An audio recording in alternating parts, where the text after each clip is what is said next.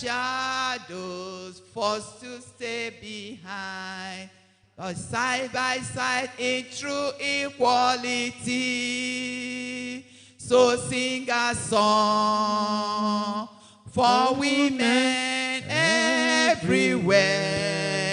Let it ring around the world and never, never cease. So sing a song for women everywhere. Equality, development, and peace. Let's take our opening prayer, the second stanza of our national anthem. Ali, can we have it? 1, 2, ready, go. O God of creation, direct our noble cause, guide our leaders right, help our youth the truth to know, in love and honesty to grow, and living just and truth, great lofty heights attain, to build a nation where peace and justice shall reign. Amen. May all be seated. Thank you very much. Let me just give you a little brief why we are here. There's something we call 16 Days of Activism. It's the International Day for the Elimination of Violence Against Women. It's from 25th of November through the 16 days and will end on the day we call Human Rights Day. That's on the 10th of December. The Center for Women's Global Leadership has continued to oversee it every year since it was founded by activists at the first Women Global Leadership Institute in 1991. People and groups all over the world, across the world, utilize it, the opportunity to talk about gender-based violence against women, against persons. As part of our activities to mark this year, we've done our conference, press conference. We had the awareness walk the other day. But today we felt it's good for us to bring the young people around so that they will know what is happening in the global space. Because some of us who don't even know there's something called 16 Days of Activism.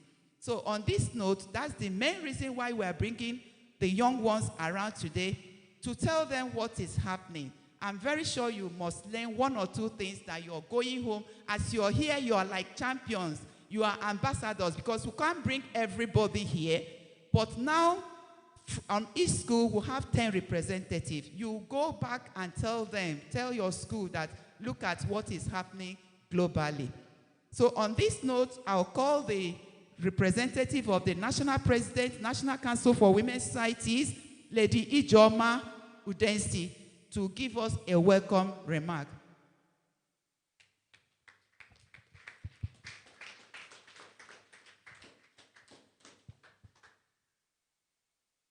Our dearest mother, the IPP Dagger, Her Excellency, the mother of Nigerian women in the time past, once a general, always a general, Ajia Ramatu Damatu Musa. Good morning, Ma. It's a pleasure to welcome you to your home where you have presided over Nigerian women. The National President, National Council for Nigerian Societies, Her Excellency, the mother of Nigerian women, Ajia Lami Adamu Lau, who is unavoidably absent, but I can assure you that she is on the campaign to end violence against women and girls within the 16 days of activism. She sorely wanted to be here, but because she had to attend to our sisters in the IDPs, as we are showing solidarity to them at this moment, I have her permission to present this welcome address to this August gathering. Our sisters in uniform, the very well-decorated ladies, elegant women who are in the Nigerian force in various organizations, and I have seen the wife of officers of other security organizations who are here, my sisters in council, the newsletter editor, my sister who is here by our side, affiliate organizations, great Nigerian children. Great Nigerian children. of the greatest Nigerian children, the future of the nation. On behalf of my principal and my boss, the mother of Nigerian women, I wish to present this welcome address. This is her thought put on paper that she is using my mouth to read out to her children. Our mother, you know, is a great teacher, a visionary leader, and a mother par excellence. That is why she said that these 16 days of activism will not be complete unless she brings in her children here and bring them up to stuff with what is happening on the global arena and the issue of the moment under the Gender Watch, that is ending violence against women and girls. I read from her address. A welcome address presented by the National President of NCWS at the sensitization on GBV, gender-based violence, for selected schools in the FCET on Monday, December the 5th, 2022, to mark the 16 days of activism against gender-based violence with the theme, Unite, Activism to End Violence Against Women and Girls. On behalf of the National Council for Women's Societies Nigeria, NCWS, I welcome you to this important gathering of our lovely students, our children, and the leaders of today and tomorrow. NCWS is the umbrella body of all women organizations in Nigeria. It is non-political, non-ethnic, and not-for-profit organization. It was founded in Nigeria by our visionary mothers in the year 1958.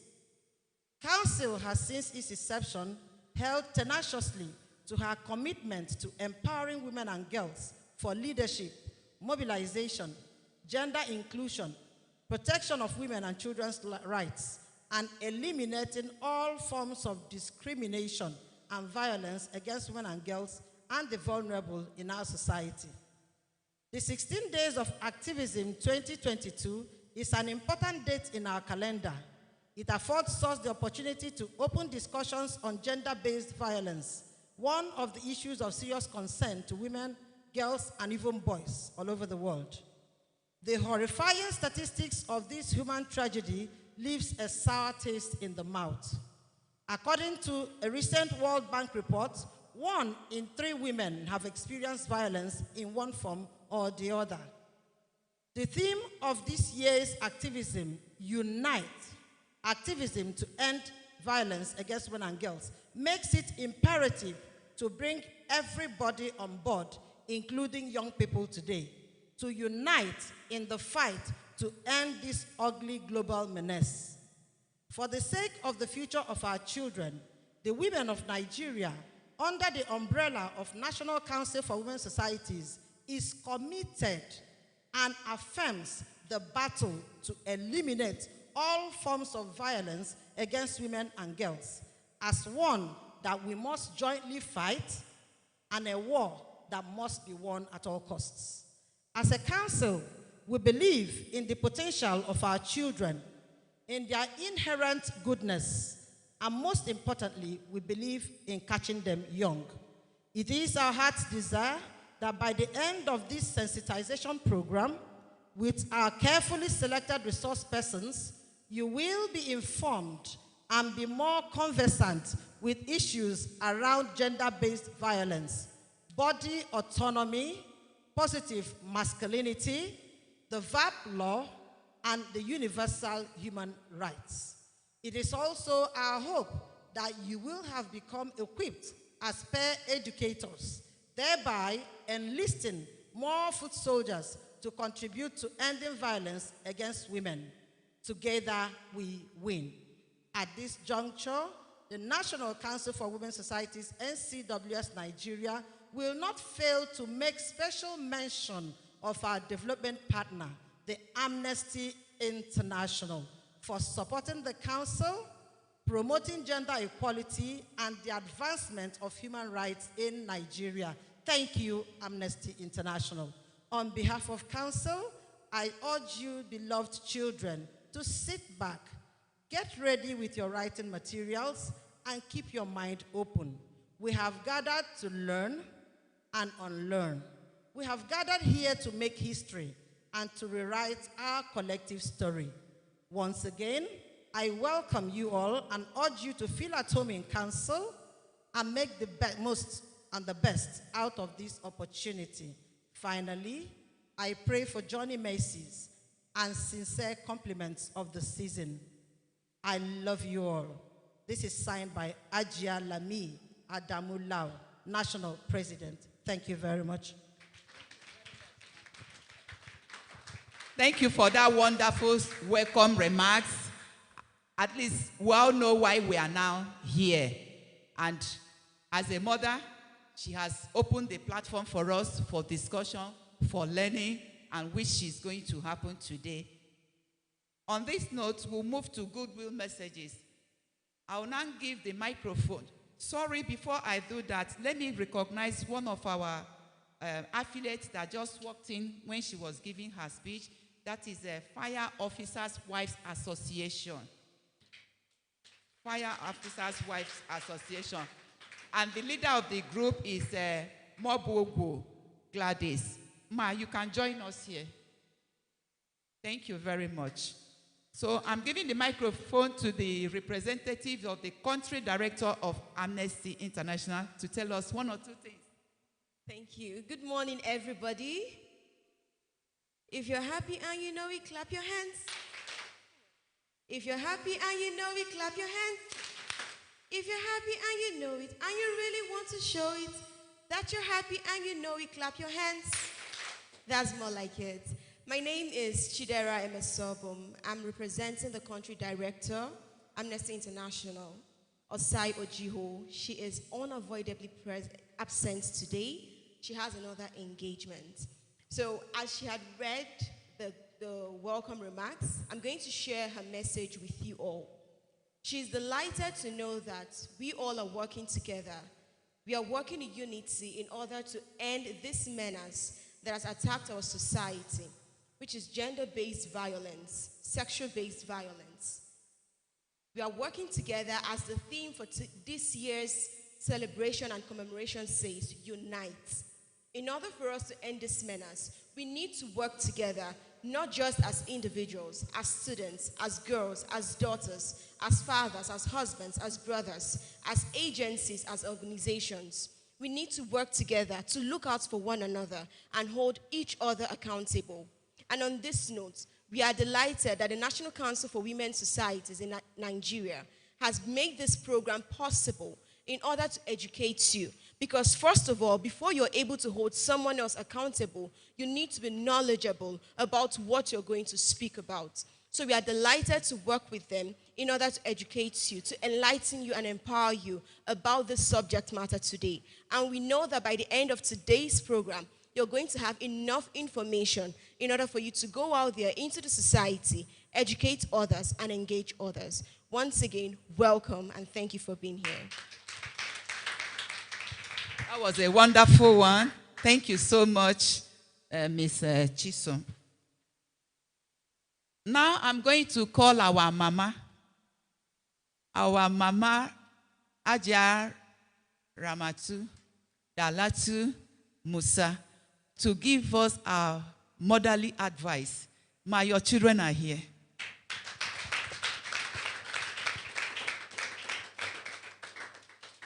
Let me sing, good morning, children. Good morning, our National President, National Council of Women's Societies, Ajia Lami Adamu Lau, ably represented by her National Research Officer, my friend. It's Joma, right? Thank you. All the national officers seated on the high table, the country rep by my side, I salute you. Uniform officers' wives, fire brigade, which is your own organization, resource person. Beautiful girls. Why did you not, are there boys here? Good. Beautiful and girls and handsome boys. The media, ladies and gentlemen, let me sing the council song, which makes us very happy. National Council, blow your trumpets. Pa-ra-ra-ra-ra-ra-ra. Blow it loud and clear, parara. National Council, blow your trumpets, parara. Blow it loud and clear, parara. We blow, param, param, param, param, param, ram. Thank you. Sit down.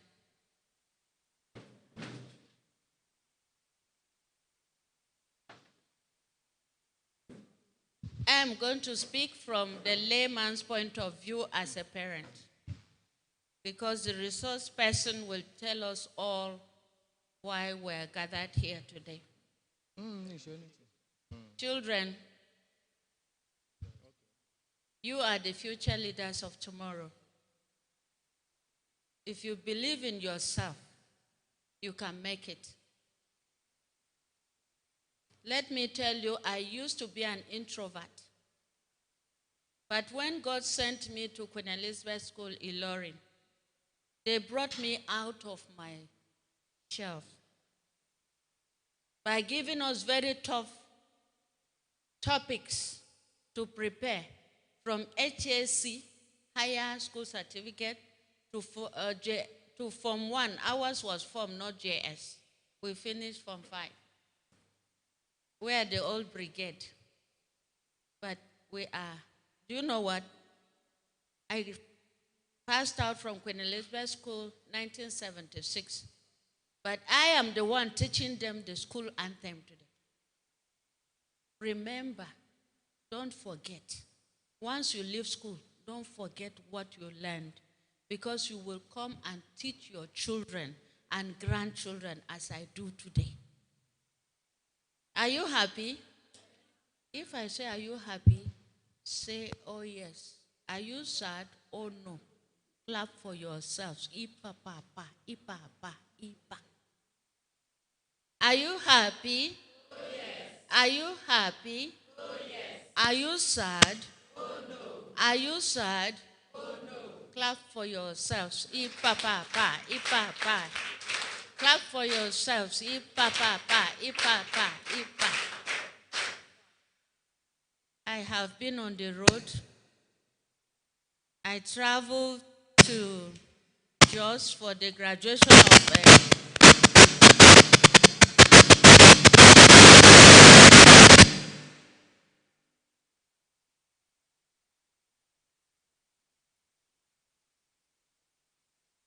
National Council of Women Societies.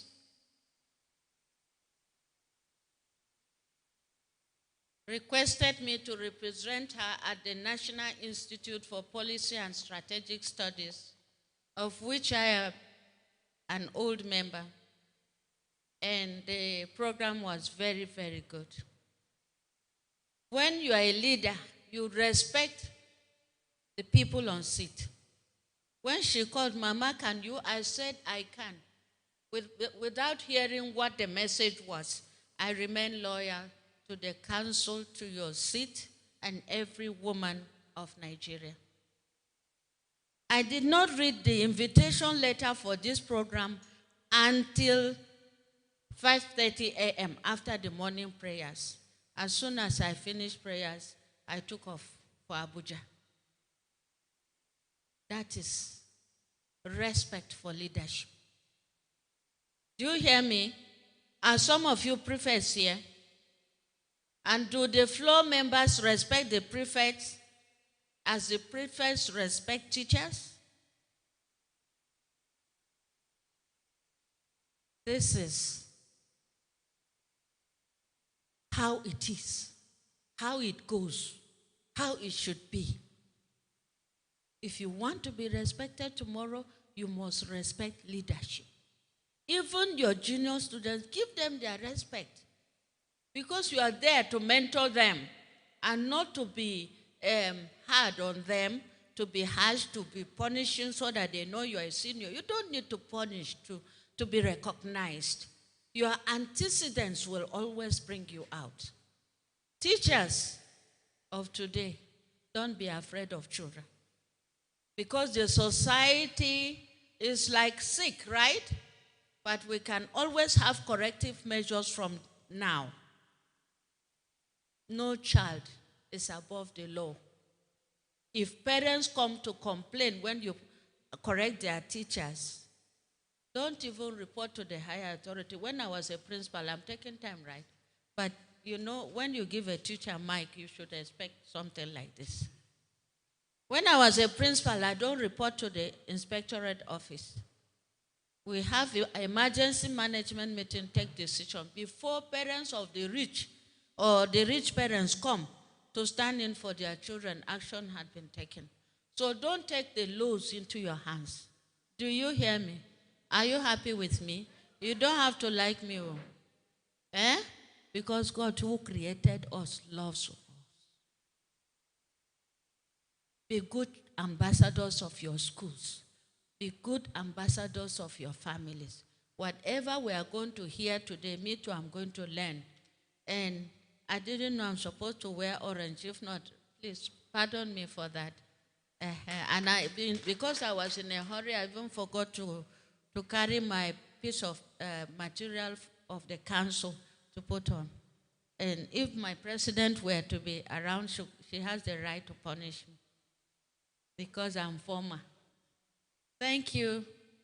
I don't know the subject matter for today, so I will sit down so that I learn. God bless us all. Thank you. Thank you very much, Ma. We are always proud of you. May God bless you and continue to keep you for us. On this note, let's move into the business of the day. The first presentation is by Lady Ijoma Udensi.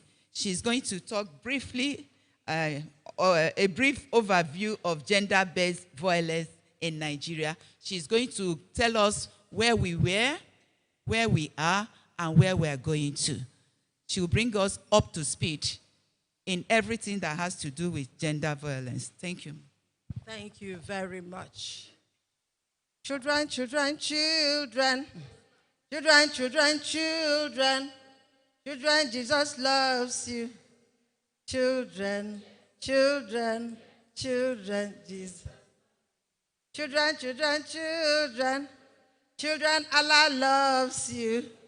Children, children, children, Allah loves. Clap for me now. I am very excited to share with us because we are all children today. In fact, when I was coming, I wanted to dress in jeans and t-shirts to be age appropriate. So the only thing I could remember that would make me look like children is to dress simply like this. Because if I wear my council babariga, you would think I am a mama. And today, to be able to reach our children, I want to be age appropriate. I want to be like you. I want to even sit with you to share what we are going to learn about gender-based violence. The discussion on gender-based violence is not one that we can do briefly. But because of the context and because we need to release you to go home to your parents, we can be very brief. Gender-based violence in Nigeria today has reached what we call a pandemic proportion. You know what a pandemic is? Today is going to be very interactive. Hello, children. Are we awake? Are we happy to be here? So you're going to interact with me, right? And we will interact with the board. So what we're going to learn today is about gender-based violence. And if we are going to learn about gender-based violence, we need to learn about those words and what they mean in as simple manner as possible so that we will all take this message home and be able to share it with our friends. As we're looking at the board, can you give me, my name is Lady Ijoma Udensi, as have been introduced, and I'm the National Research Coordinator for this great council. Next slide, please. Okay, GBV. This is an umbrella term for all forms of discrimination, harmful behavior, which is directed against a person because of their sex or gender. Hello, children. Is that English too high? Do I need to break it down? It's easily understood. Now, can I have 3 or 5 volunteers? 1, 2. Let me have 2 girls, 2 boys. Volunteer to come this way, please. Let's demonstrate gender. Hello? Now come. I see the hand right in front of me. Can you please come? The first 4 come. That's fine. 2 girls, 2 boys. 2 boys, 2 girls. We are inclusive. None left behind. GBV affects everybody. Good. I have the first boy, 1 more boy, and we're done. 1 more boy, we're done. Good. Now, we're doing a little exercise. Can you run like a girl? All of you run like a girl. Run like a girl.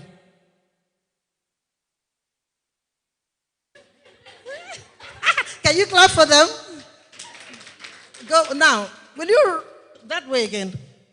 Go back to where you started from and run like a boy now. Now run like a boy. Run like a boy. 1, 2, 3, go. Did you notice any difference? Did you notice any difference? Can somebody tell us the difference?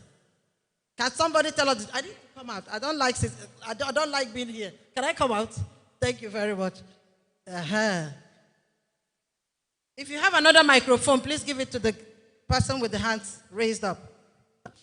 If you have a microphone, give it to. Thank you. Can you clap for my volunteers? Thank you very much. I don't want us to waste our time. Please tell us the difference. Tell us the difference fast.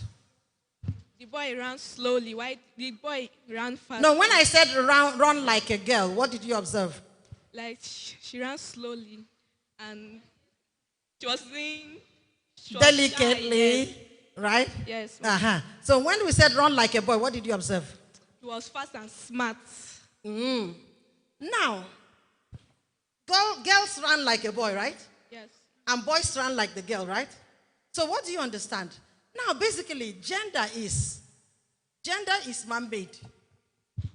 It is all in our brains, deposited by society, and what they think are the right things that a girl and a boy can do. They are basically 2 created by God, a man and a woman, a boy and a girl. And when we say gender, we're talking about those attributes that society, those roles and attributes that society has heaped on the girl. We can share some of them. Some of you will tell girls are supposed to look beautiful, right? Girls do makeup. Girls walk gently, sedately, like that. And then what again do girls do? Girls like to cry. Is it true? Is it true that girls cry? Do boys cry? No, I want a boy to tell us. Do boys cry? Why don't boys cry? Don't they have emotions? So when they flog, if we come to a class now and the teacher say, I want to flog us for misdemeanor, so girls are more likely to cry. So see, these are what we call stereotypes. These are the things that we said, these are things that have been planted into our subconscious by the way society looks at boys and girls. And that is what we refer to as gender. Gender is just a characteristics, label, society expectation, because you're a boy and because you're a girl. And then when any girl wants to behave like a boy, wants to do things like smartly, sharply, and do a lot of energy, they say she's a tomboy. They label her what? A tomboy. Have you heard people who are labeled tomboys? What do? They exhibit characteristics of the male characteristics. They're able to go hunting, they explore things, they're not afraid, and they say, that's a boy. Hey, you see, when your brother is behaving in a particular manner, your father say, hey, that's my son, that's my son. But then when a girl is assigned duties in the home, what do they assign girls to do in the home? Wash plate. Wash plate. Sweeping. Clean the house. So what do they expect our brothers to do? Go to play ball. Go to play. Go to play ball. Go to play. Who's the nearest boy here to tell me what boys are expected to do in the home? Fetch water. Okay, you see, when they assign these roles in the home, they assign it based on the fact that they think women are delicate and are not able to do the stronger things. And before you know it, they stereotype us and they align us to one particular part of work. Now, if you wake up like a girl and say, I want to choose a career, When on our career day, what do girls particularly choose that they want to do? A nurse or a doctor. Girls particularly choose care jobs because society has already given them the care job assignment. Everybody has given them the care job assignment. And now let's look at violence. Can somebody just tell us simply what violence means? I don't want to begin reading all these Oyibo long notes. What is violence? Can any of my children here say what violence means to them? Come on, good. When you hear violence, what does it mean to you?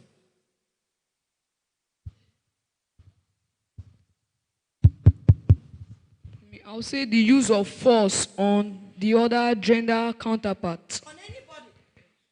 The use of, he said the use of force, inflicting pain, is it not? Hurting somebody in any way. It may not always be physical, but violence is anything you use to control another person. It can even be, if you get up from that seat, it can be slapping, it can be beating, it can be verbal abuse, it can be all forms. It can take any form of emotion. Like, we hear all the time. The children of these days, what we say is not what we said in our time. When you say serve breakfast, what does it mean? Serve breakfast. Hey, give my daughter a microphone. Who said that? So when we say serve breakfast, what does it mean? To break up. Mamas, do you know what serve breakfast means? To break up in a relationship. So when somebody who used to be your friend breaks up with you, friendship and relationship doesn't have to be negative. You can have friends who are girls, you can have friends who are boys. It depends on the boundaries that you set. So when somebody who is your friend now refuses to be your friend, abandons you and says hurtful things, is that not a form of violence? So from what we have here is the use of force to control another person. Includes physical, emotional, social, and economic abuse. We'll see that all when we get there. And the use of force. Is this the next slide? Okay. The use of force. You see coercion there. Forcing or attempting to make another person engage in behaviors against their will. It can be by verbal insistence, by manipulation. You know what manipulation is? If you want to be my friend, you follow me to go to visit my brother. If you think you're my friend, follow me to go and fight somebody. Or when teachers can say, if you don't fetch water for me, you will fail this your exam. If you don't sweep the class, we will give you general beating. That's coercion. Perhaps you don't want to do that. And there's one that they commit against our children, forcing us to marry. Parents can say, hey, we do not have money. If you don't marry, we will all die of hunger. Poverty is so much. Go and marry and all that. That is coercion. And that is a form of violence. And then I'm trying to explain some of these terms so that when we begin to talk about GBV, we understand what it is. And for us to understand properly, we need to know what is consent. What is consent? Consent means agreeing to something out of your own free will, out of your volition, happily agreeing to do something. And then absence of consent means that somebody is forcing you, violating your right, and making you do what you don't want to do. And it's further assumed that at the age below 18, if you're 18 here, raise up your hand.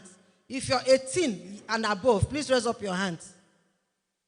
18 years and above, let me have your hands. So what we have in this room is a room full of minors. And according to the law of Nigeria, you are not able to make any informed choices without your guardians. No child under 18 by law can make any choice that is valid without the permission of the legal guardians, your parents, the people who are in charge, your caregivers, and those who are protecting you. Can we go to the next slide? I want to rush as fast so that we cannot take more than 30 minutes. Okay. Just so fast. Are you using my slide? Are you sure? I think we've missed up on a few things, but that's okay. Let's keep going. Okay, did we talk about sex? We didn't talk about sex. I think we omitted that slide. These are the definitions to help us. Okay. Now, when we say sex, what do you understand by sex? Can anybody help us here? When we say sex, what do you understand? The same person. Let's go to the next school. If we say sex, what do we understand, please? We have a sister here. This my daughter wants to try. So when you say sex, what do you understand? That is having intercourse between two or more people. Two people. That is one element of sex. Then when I want to say sex, please, let's have another opinion. There's no right and wrong, and there's no wrong answer. Oh. Remember. Having intercourse with an somebody else has said it, my darling. If you have any other opinion, any other different thing. The gender of a person. You see, somebody is saying gender of a person. Can you clap for all of them for trying? Now, what do we have there as sex? Sex and gender, people mix them all up. What is your sex? My sex is a female. Clap for her. Is there any boy on this line? Okay. What's your sex, my son? What's your sex? Good. Now, do you know the difference between sex and gender? Listen carefully. Now, while sex is your biological makeup, when you were born, you have certain organs of the body that differentiates you, that differentiates a man from a woman. You know, at puberty, the girls begin to develop the breasts. Right? Am I correct? And so the sex of that particular person who has that physical anatomy, who has the vagina, who has the breasts, and who has others, and who's able to make babies, is what we call sex. That is biological assignation, what you are born with. When you are either born as a girl or as a boy. That's sex. But when we are talking about gender, we are talking about how society labels certain actions that is either effeminate or masculine. And it is society that assigns that because of the way they see things. Boys are not supposed to cry. If a boy starts crying, I say, why are you crying like a woman? And when they demonstrate, can you demonstrate sitting like a girl and sitting like a boy? Can I have two people demonstrate sit like a girl, sit like a boy? So come out there. Fast. Come out and demonstrate it. Come, my love, come. We have one person here. Come. Let the young man wearing the military uniform come. So thank you. Fast. Let me have two seats, please. Demonstrate sit like a boy. Now sit like a boy. Can you clap for him? Have you seen that these things are ingrained, that in our consciousness? Because we have grown to believe, our mothers told us, our parents told us, our siblings, please come and sit like a girl. Wait, please, thank you. Sit like a girl. Can you see the difference? Children, have you seen the difference? Society expects that women will behave in a certain manner, that they will be circumspect, that they will protect their bodies, that they will do certain things. And so they now, if you ever want to live outside that, any girl that sits and scatters her leg like this, is an aberration. But that is what we've been meant to believe. That is what we've been educated and socialized to believe. So let's run fast again. So do you now know the difference between sex and gender? Sex is given to you at birth. It's your biological makeup. You're either a boy or a girl because you have the penis or you have the vagina. Okay? Are we together, children? Good. But gender is the role assigned to you by society. You can even see a girl playing the male gender role. Maybe because in the home, she doesn't have any brothers. And so she's used to protecting her siblings. In the home, she's the one that fetches water. She's the one that cuts the firewood. All those things that society expects that the boys should do. So let's go back to where we were. And we're talking about violence. The things that can happen around us, and we begin to think about violence, the use of force, abuse. Abuse can be a misuse of power. When the teacher begins to insist that you wait after school for no reason, wait after school and see me after class. Hello? I hope we have good teachers who don't do that.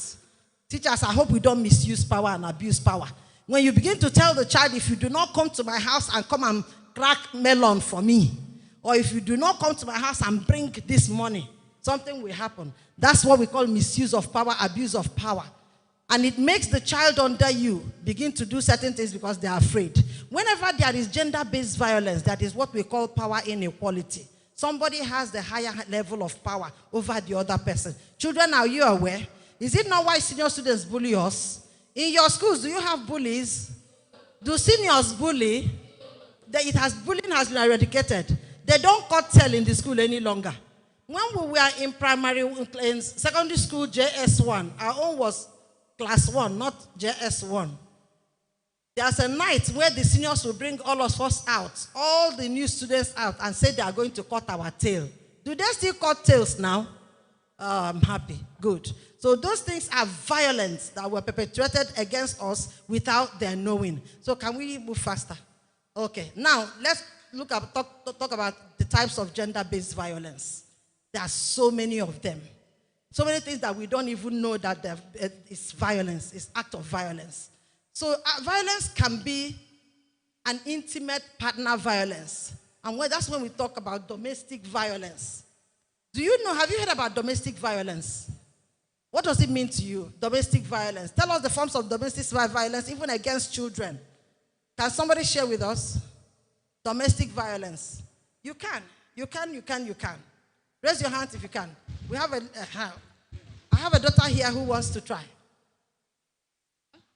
Domestic violence. Human trafficking. Human trafficking. Yeah, domestic violence. So when we talk about domestic violence, what comes to your mind? Like beating or like beating or no, domestic. It's around you. The home, yes. The family, yes. Within the family circle. When violence happens within the family circle, I have children who want to give us examples. Go ahead and give me an example. Give me an example. Example of domestic violence, verbal abuse of children. Clap for this, my daughter. Oh. Verbal abuse of children. See this useless daughter of mine. Useless girl. You can never amount to anything. You're always sleeping when you should be working hard. Don't do this. That is abuse. That is a verbal abuse. And when it happens within the domestic circles, it is domestic abuse. See, she wants to attempt, please. Beating a child. Beating a child is domestic violence. Clap for yourself. Within the home, violence that happens, we have so many other ones to try. 2 more, and then we wrap up on domestic, and then we read what we have on the script. A man beating up his wife. Laugh for that, my beautiful daughter. You are so aware. I'm excited. I'm very excited. Discriminating the young ones by the elder. Discriminating the young ones by the elder ones. Disgracing a younger person by elders. You can see there are things that we do and we think we have a right. Remember, I mentioned that where there is gender-based violence or violence of any sort, there is power imbalance. One person has superior power over the other person. Like in the home, a husband thinks that by paying your bride price, he has power over you. And he can tell you and dictate what you want to do, what you have to do, and what you don't have to do. In the family setting, your senior sister is superior. Do you know I am your senior? Why do you talk to me like that? And then how dare you talk to your mom or oppose her? You see, my daughter, I want you to be a lawyer. That's your auntie has been abusing me. Your father's brother has been treating me badly. Go and study law and come and show him Pepe. And perhaps you don't want to study law. You want to be a musician like we had Fela, my brother, and Chata and Soputa. And then your father will put you through hell because he wants you to study law so that you can come and deal with his enemy. Oh, you see, my daughter, Papa, Joseph's dad came to the meeting today and told us that Joseph is now studying medicine in university. See, whether you like it or not, you have to study medicine. Have you seen that happen? It happens all the time.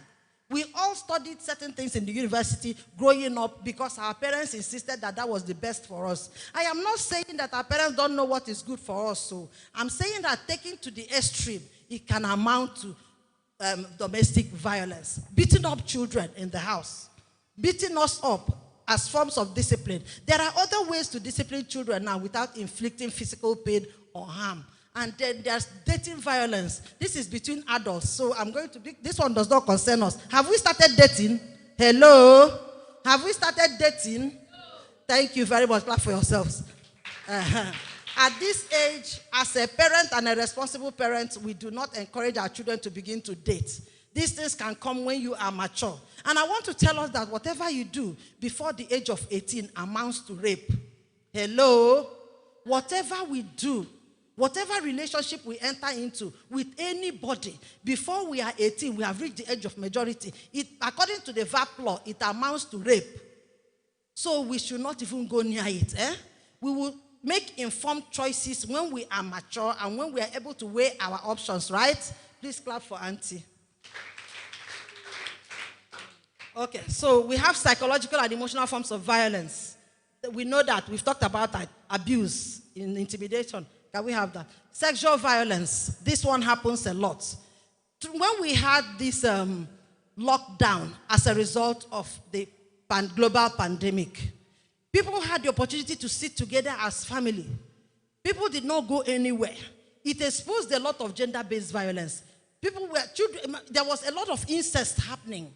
There was a whole lot of domestic violence happening. It raised the eyes of the world to the pandemic situation that children, women, and girls face in families and around the world. That was actually when we began to say, this violence is getting out of hand. We need to educate our children on sexual-based violence. Sexual-based violence can be physical, it can be rape, child molestation, it can be trafficking, it can be all forms. See, with the gang raping, like children can go to parties now, and what we call rohypnol, they know the drug they put, and drug drinks, and they make children misbehave out of that's not their intention. You know, we've heard about the death rape, when people are taken advantage of without their permission, because they've been drugged. You know, the one that children now pass around drugs in the school. We now know that there's a lot of drug influence, drug and alcoholism inside our secondary schools. And that is why as parents and as teachers, we have to open our eyes. As peers, do not always take anything from your friend without knowing the source. Because some of these biscuits, crackers, all these things and drinks that they give us, bobo that we share, some of them are drugged. So as parents, we want to tell our children, please be mindful. Do not run into that. And the economic violence, that one happens a lot, like to parents or older people. I don't think children experience a lot of economic violence because our parents are able to meet our needs, they pay our fees, and take care of us. Now, socio-cultural violence is a lot of harmful practices that happen as a result of tradition. Do you know some of them?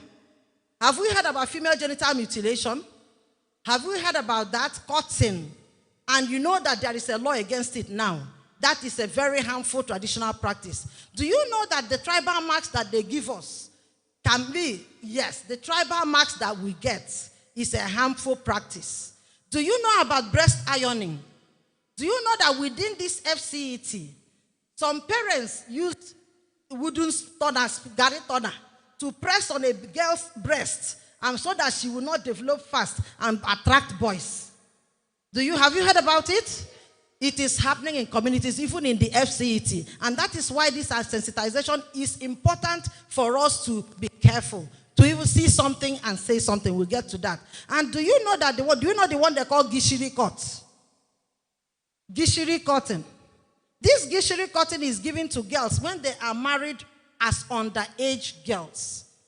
Because their bodies have not been prepared for certain sexual relationships with their husbands. The old mothers and the grandmothers have to give them what they call gishiri cut. They use whatever instrument to cut the girl's vaginal opening to allow for sexual relationship with her husband. And that is one of the evils of early marriage. It's a social violence against girls.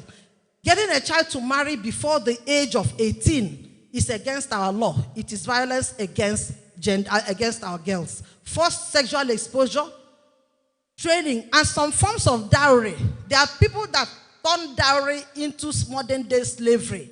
They sell their children for money. They want them to marry the highest bidder so that they will come and build upstairs and buy them cars. Forced marriage into those. And then the bride price abuse. Can we get to the next slide so we can run? Okay, now let's look at some of these examples of physical violence, beating, hawking on the streets. Do your parents still tell you to hawk on the streets? that is violence. Severe punishment, physical assault, sexual violence, unwelcome touching of the body by others, rape, incest, display of pornographic materials. Now that, how many of us have phones here? Raise up your hand if you have a phone.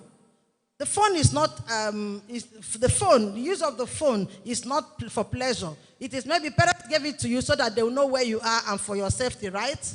Good. But some people abuse it. They use it to send all forms of sexually explicit materials to our children, which is very wrong. Sex for grades, sex for employment, sex for food, especially our sisters in the IDP camps. Some of them experience a whole lot of it. Because they are hungry, they are deprived, they are poor.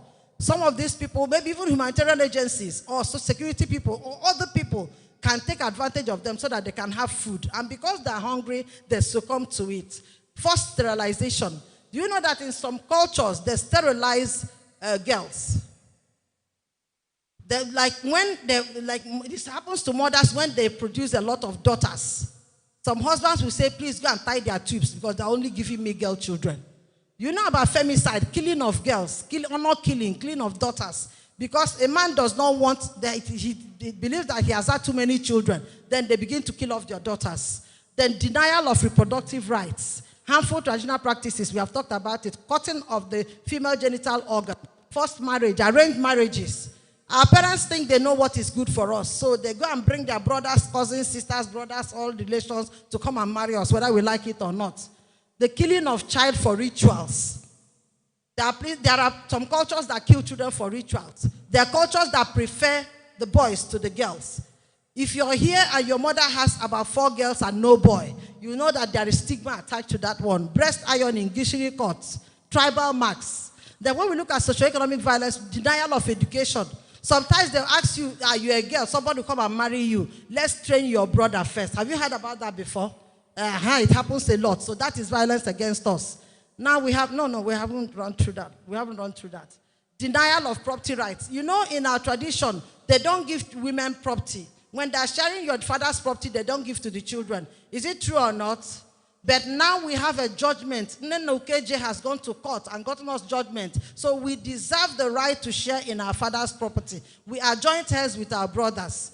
And then look at others. There are lots of them. And we're going to make this material available to all of you. Now look at the one that is important to us. Technology-supported violence. Cyber stalking. Somebody you don't know will call you on the phone, begin to trail you on the phone, begin to follow you.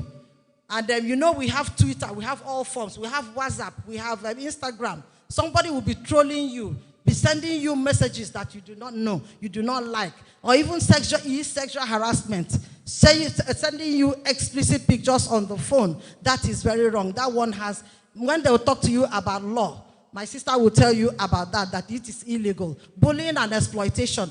Do you know that we exploit our children? Parents exploit children also. They send us to work and then we are not paid. Next slide, please. Okay. Physical and emotional. We talked about verbal abuse, shaming, defamation, hate speech, discrimination, bias, and stereotyping. Now, what causes GBV? Poverty. Are we in agreement? The children of the very poor are more vulnerable. Drug abuse. You know what? Do you know the one they call that's one they call Met? I hope they tell us in the school to avoid drugs at all costs. Avoid it. Live a clean life. It is important for your safety. Peer pressure. Your friends want to say, everybody is having boyfriends. You are a Jew girl. You're a Jew boy. You're not correct. You're not up to it. And they begin to pressure you by that means to misbehave and to do things that are contrary to what you want to believe. Failure of parents to fulfill their obligations. When your parents cannot support you and you're greedy and you cannot control yourself, it can lead to GBV. Poor academic performance. When a child is not brilliant and is not patient with herself, or the teachers are not patient with us, it will lead to cheating in exam hall. And then cheating in exam hall will lead to so many other things. Living with an extended family member. When you're not living with your parents, witnessing violence among your parents. Maybe a person who lived in a toxic home where the father is always beating the mom. It exposes the child to violence. Extramarital relationship by a parent. When your parents are not being faithful to each other, it can lead to certain things that children see, and it will cause violence. Maybe the mother's boyfriend can begin to abuse the children without the mother knowing, because she has opened the door to that abuse.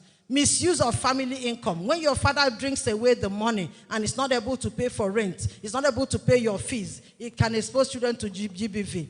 Lack of good and proper moral standard. Lack of the fear of God in the family. When parents bring up their children well in the fear of God, they are not vulnerable at all. And then the death of a parent or single parents, they are more vulnerable. They are more vulnerable to being victims of GBV. Let's get to the next slide, please. Thank you. We are on the home run. What are the consequences? Hello, children. When there is gender-based violence, especially the sexual gender-based violence, especially rape, exploitation, incest, all that, there are so many consequences. There is poor mental health. You know that sometimes when a girl is raped, she's not able to tell anybody. And because she's not able to tell anybody, she bottles it up, and it becomes a pressure on her mental state. Some girls have committed suicide.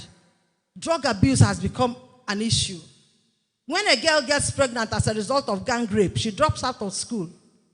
When there's disability, when there's GBV, we have a case, in the case that we responded to, a little child was violated and they broke her hip.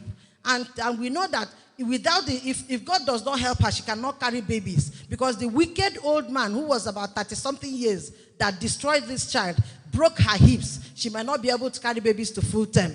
And that is horrible. That's a disability. We have the PTSD, post-traumatic stress disorder. This is a big Oyibo language. But what it means is that when somebody experiences an event that hurts the person totally and terribly, it can stress up the system and make the person begin to have some mental reactions to it. So contacting sexually transmitted disease, that is a whole terrible one. Unwanted pregnancy. Some people have died, and there is depression also. Next slide. Do you know what depression is? Do you know what depression is? It's a mental illness. It can be caused as a result of stress, as a result of exposure to violence, extreme violence, can get a child very depressed. When a child who is in your care is not, teachers, please, when a brilliant student who is very extroverted begins to quiet down and clamp down and not able to talk in class again and starts behaving somehow, please investigate and find out whether she's been abused. And please, can you blow up this? Let me tell them. Now, when somebody has been abused, what do we do? Hello, children. When we have a case of abuse, what do we do? Now, it is important that we know what to do. Even as teachers, I want the teachers to please lend their ears to this. Now, the survivor may disclose this. Something has happened to me. I've been violated. Somebody has beaten me. Something is happening to me. She either discloses this to the coach or the staff or the teacher in the school, or she talks to her friend. Usually, they talk to their friend, a minor too. And these minors will want to share with a trusted adult. And then when you as an adult, please get to know about GBV, begin to go for medical examination. One is for responders, we need this medical examination, because if we can get the DNA of the perpetrator, it will be easy for us to go and get justice for the girl who has been violated. It is important that we know the extent of damage to see if it is a rape case. Then we begin to administer what we call post-exposure prophylaxis. The doctors will determine that. If somebody has been grossly abused and sexually abused, it's important that the person gets medical attention. It is important that you do not throw away the dress that the survivor used. It's important that you don't go to bathe this child. Do not go and give her a bath. Please do not. Because we need to get the DNA of the perpetrator for justice. And then when that happens and we do all these ones, the police will want to use their medical record, the medical confirmation by a doctor that somebody has been violated when we want to go to court. And then treatment can start immediately for a child. Then at the police station, please always ask for the gender desk. Every police station in Nigeria has a gender desk. In fact, every armed organization, even road safety, they have a gender desk. So if you have an issue, please run straight to the gender officer and complain. And then they will take your statement and file a report and give you forms to go and get a medical report. And when you submit this medical report, they will investigate and they will make arrests. And then there are so many organizations like the National Council for Women's Societies where you can come to for help. If somebody has been violated, please run straight into this office and make a complaint. We will go through our feeder network, we will go through other civil society groups and provide support for this survivor. And then we can provide psychosocial support. We can give him medical, we can give advice, we can give counseling, we can recommend for medical care, we can recommend for legal support using our feeder. We have our affiliates like feeder who will help us provide legal support for any survivor. We can take care of the girl by, we have sexual assault referral centers now in most states of the nation. So we can actually take the child away from abusive environment. Next slide, please. Are we comfortable with this one? It's important that we know. It's important that we know what to do when somebody has been sexually abused. So if you have other questions, please tell me.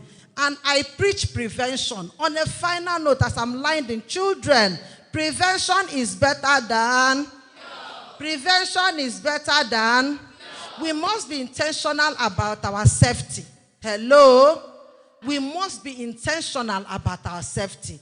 Please, whenever you are going out from the home, make sure that a trusted adult knows where you are. What we are sharing will reach everybody. Please listen, this is important. Make sure that a trusted adult knows where you are. Encourage your parents to have a family safety code. Like if they are coming to pick you up from the school, let there be a safety word. If your mother is not coming or your father is not coming or none of your immediate family members, let there be a code for you to identify whoever is coming to pick you from the school. Be close to your parents. Tell your mother everything. Please open up to your mother. She's your friend. If your mother is not your friend, who else can be your friend? We will protect you. It's our duty to love you and to care for you, even in good and bad times. So don't be afraid to open up to your mother. And if your mother cannot help you, open up to your sister. If not, come to National Council for Women's Societies. We have the capacity to support you through everything. We are your mothers also. Now, what do? Safety is everyone's responsibility. See something, say something. Can we say that? See something. See something? Good. Who can remind me of that hand signal that we do? If a girl is in trouble, there's a hand signal. If a boy is in trouble, there's a hand signal. Who knows that hand signal? Who knows that hand signal? That if there's trouble, can you see my hand? If you are in trouble and a perpetrator holds you ransom and you need to escape, and there's no way that the person, if he sees you, will beat you or kill you. So please hold your hand like this and please start calling attention. If you see any child doing this, what I am doing now, can you see what I'm doing? Can you all see what I'm doing? If you see any child doing this, that means the child is in danger and needs to be saved. Please, when you see that, do something. When you see something, say something. See something, say something. And in Girl Guide, there's something we used to sing. You say a guide is a friend to all and a sister to every other guide. For Girl Guide, Boy Scout, these are healthy organizations that will help you learn. We are talking about positive masculinity now. If you're a boy, that doesn't make you a bully. Being a bully doesn't make you a strong man. It makes you a weak man. You begin to learn to love and respect your sisters because they are people too. They have human rights. My sister is going to talk about all that, so I won't go there. So, a bully is a weak man. Say, a bully is a weak boy. A bully is a weak boy. You don't need to be a bully. And so this year, we are uniting. So I need us to stand up and demonstrate it. We are uniting activism to end violence against women and girls. Can we stand up and do that? When I say unite, hold somebody's hands. Hold the person next to you. We are going to work together. When we unite, we put our hands together. There is power in unity. There is strength in synergy. There is strength in a network. When you collaborate, you get things done. So raise that hand up. Raise that hand you are holding up. Raise it up now. And we will recite our theme for this year. Unite. Activism. To end violence against women and girls. We unite against violence. We say no to violence. Girls deserve a right to be safe. Boys deserve to be safe. Together, we will create safe spaces. Thank you very much. Let's give her a round of applause. She has done so well. You'll be wondering why I didn't push her or give her a sign to her. We are talking about overview. She just gave us overview of everything that has to do with gender-based violence. In fact, she has made other presenters, she has made their work more easier. Please, I know you have questions, but we want to take all the presentations, then we'll give you time to respond. Please, the second presentation is the verb act. Barrister Teresa Nutu. Good morning, my sisters. Good morning, students. I want to use this medium to appreciate NCWS for giving me this platform to speak on the verb act. I would like to come out so that I can be interactive. Sorry, ma. If you're happy, you clap your hands. If you're happy, you clap your hands. If you're happy, you really want to show it. If you're happy, you clap your hands. If you're happy, you stand up. If you're happy, you jump up. If you're happy, you really want to show it. If you're happy, you jump up. Thank you. You can have your seats. My name is Teresa Adamunutu. I'm a legal practitioner. I want to appreciate the president, the national president, Mrs. Haja Elami Lao, for giving me this platform to speak on the verb act. This morning, I want to introduce to you the verb act. The verb means A-V-P-P.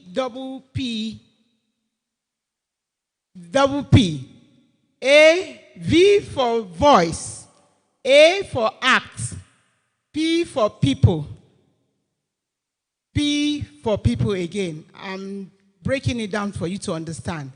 V means violence. A means against. And P means persons. And P means Prohibition Act 2015.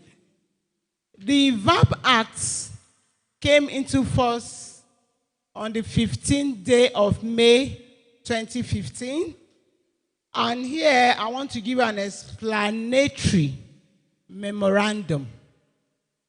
The Act, Prohibition Act, it's an act against violence against persons in private or in public life, public life or private life. The Act provides maximum effective remedies for victims and effective remedy for victims and punishment for offenders. So I'm here to enlighten you on the verb act that the law was enacted on the 15th day of May 2015 by the National Assembly.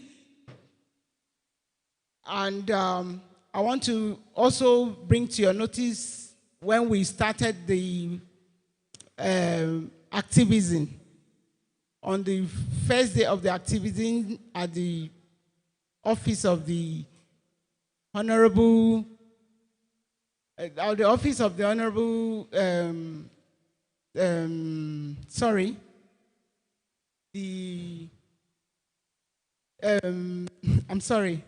I'm trying to get the name of the Dean, Her Excellency, Dean Pauline Tallinn, made us understand that 34 states have enacted the VAP law into their state. It's only 2 that is remaining. And I want to bring to your notice that in the VAP Act, there are offenses. Number 1 offense, I will just highlight it because I have just 20 minutes. There are offenses of rape. Section 1 talks about rape. What does it mean? And if one rapes, if one comes to without the consent of the other to abuse and to rape the person, but the punishment of rape is life imprisonment. But on the other hand, if you're a minor, you have 14 years lifetime jail because you're a minor, the person is a minor. And I want to also, how the Acts define the VAP Act says that inflicting physical injury on a person, either by weapon or substance or by any object. And if one does that, if he's found convicted, he will be in prison for the terms of 5 years. And number 2, coercion, like the former speaker has spoken about the highlight overview about violence-based activities in Nigeria. She mentioned that when someone coerces another person to engage in the acts that is detrimental to another person, and also a willful placement of person, a willful placing of person into fear or physical injury. It is not. It is against the right of the person. It's violence. So even harmful widow practices is also an offense under the Act, which the law frown at. And also, the regulatory body that is responsible for administering provision of the Act with other stakeholders are NAPTI. NAPTI means National Agency for Prohibition and Traffic of Persons and Other Related Matters. So if one has the issue of sexual abuse, you can call on NAPTI. You can call on NAPTI through your guardian. You can call also to the NCWS, which can be a referrer to NAPTI. So I want to let you understand that we are in the season of fighting against violence against women and the boy child. We are not exempting the boy child. So therefore, the VAP Act has come to place to provide remedies for the victims of such offense acts, and the offender needs to be punished. And there are also the way the Act also defines sexual assault. It defines it as the intention, unlawful torturing or striking a cause for bodily harm to an individual in a sexual manner without his or her own consent. And also, the Act also defines sexual harassment as a means of unwanted conduct of a sexual nature other than conduct based on sex or gender violence, on persistence. And I want to let you know that you don't keep quiet. Just like you see something and say something, the way she has said it, that you see something and say something. You also confide in a trusted guardian or adult to tell if somebody is trying to perpetrate sexual harassment towards you by advancing towards you, that if you don't sleep with me, you will not pass your exam. So don't I agree to that. Be confident enough as students or as a girl, because your body belongs to you. There is a song that said, my body belongs to me. So it's only to you. So it is to you, not to any other person. So let not anybody coerce you towards using means of maybe passing exam, or I will give you money. Don't allow that, because when you train a girl child, you train a nation. There is a slogan at the opening which says that no woman, no nation. So no woman, no Nigeria. No girl, no Nigeria. So therefore, as a girl child, be confident enough to confide in through the law, because the courts is the appropriate administrator to approach that will also commit any perpetrator of such offense. And also the issues of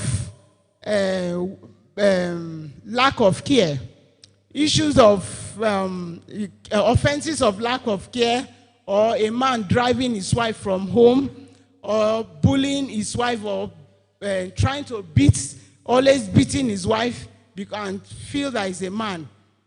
It is not allowed. The law does not allow that. There are parents that also bully their fathers that bullies their mother in their presence. Don't allow that. Don't keep quiet.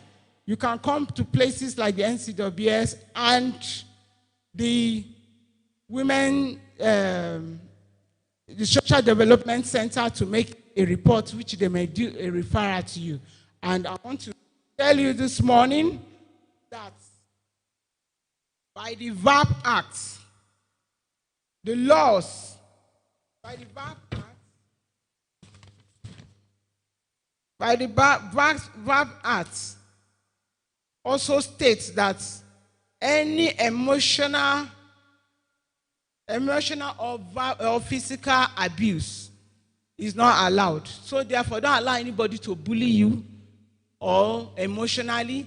So I'm here to let you know that the VAP Act has been put in place for perpetrators to hold the perpetrators of any of these offenses that I mentioned earlier to come to book or record. Thank you so much this morning. Let's put our hands together for her. The VAP Act is there for you. Before it wasn't there, offenders would just go scot-free. But now, the major thing we want you to understand today is that there is a law for you. If somebody's raped you, there is a law that will cover you. There is a punishment for every perpetrator. Thank you very much, ma. Let me quickly give Amnesty International. They have been waiting patiently because I can see, let this microphone come to me. So blast everybody today. Thank you so much. Before we start, I want us to learn something quickly. How many of us here know the Atama clap? You know it? Good. You know it? So let's take it. Atama. Atama. Labako. Labako. Labarina. Labarina.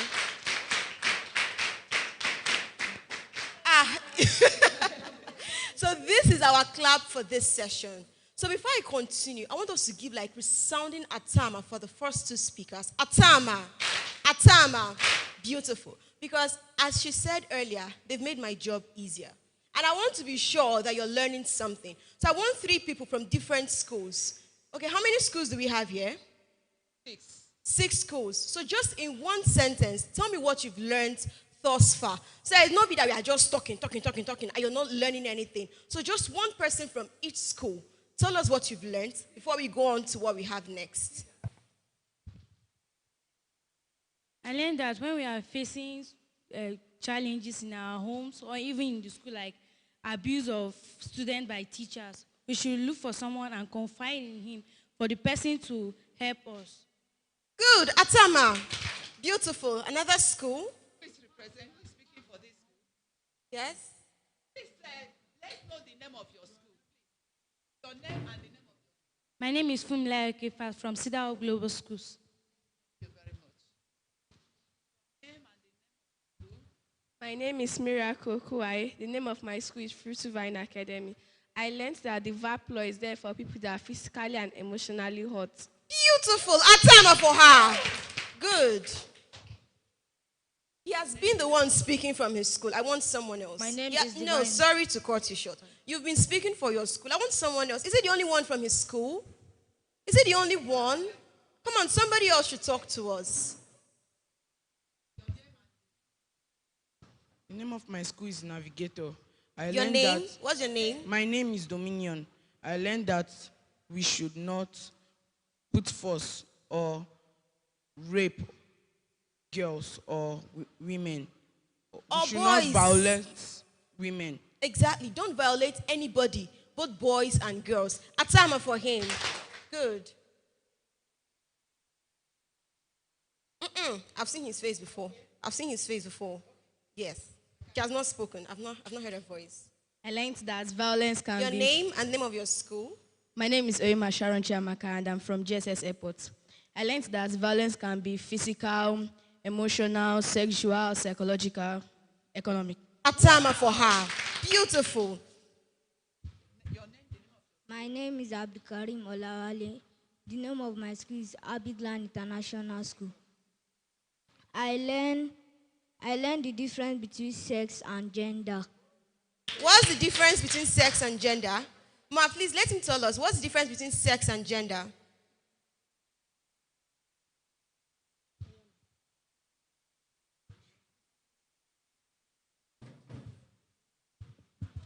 Stand up and tell us. Okay, can someone else tell us the difference between sex and gender? My name is Omole Prosper from Government Secondary School Airport. Sex refers to the biological makeup of a person's body, while gender refers to the standards put on the person by society. Atama! Good. Nice. So the last school for today.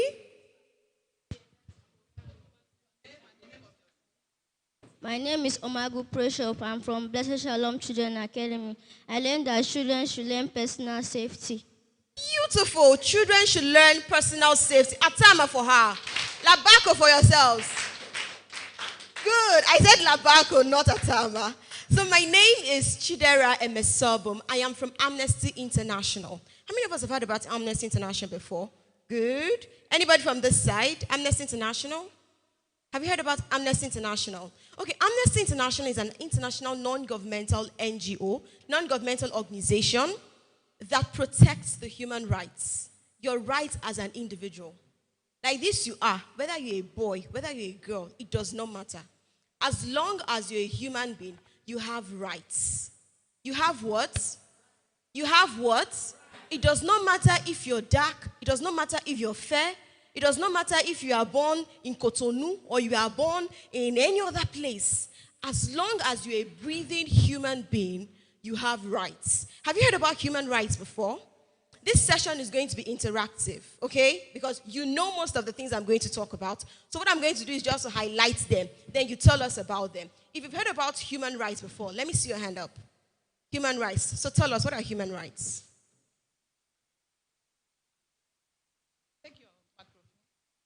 Your name and the name of your school, please. My name is Fumla Okefas. Human rights are fundamental freedom that are guaranteed to people by law. Example of human rights. Okay. Right to own immovable properties, right to life, and right to freedom of speech. Labarina for her. Beautiful.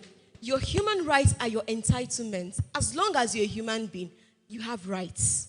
It's not a gift. I'm not gifting it to you. Okay, let's say for instance, what's your name? Esther came with this book. It's hers, right? Then I now come and say, Esther, I have a gift for you. Here, take. Does it make sense? How can I be giving her what is hers? Does it make sense? So these rights are yours. Nobody is giving it to you as a gift. It's because of I want to show you mercy. It's because of I'm a kind person. That's why I'm giving you this right. No, they're your entitlements.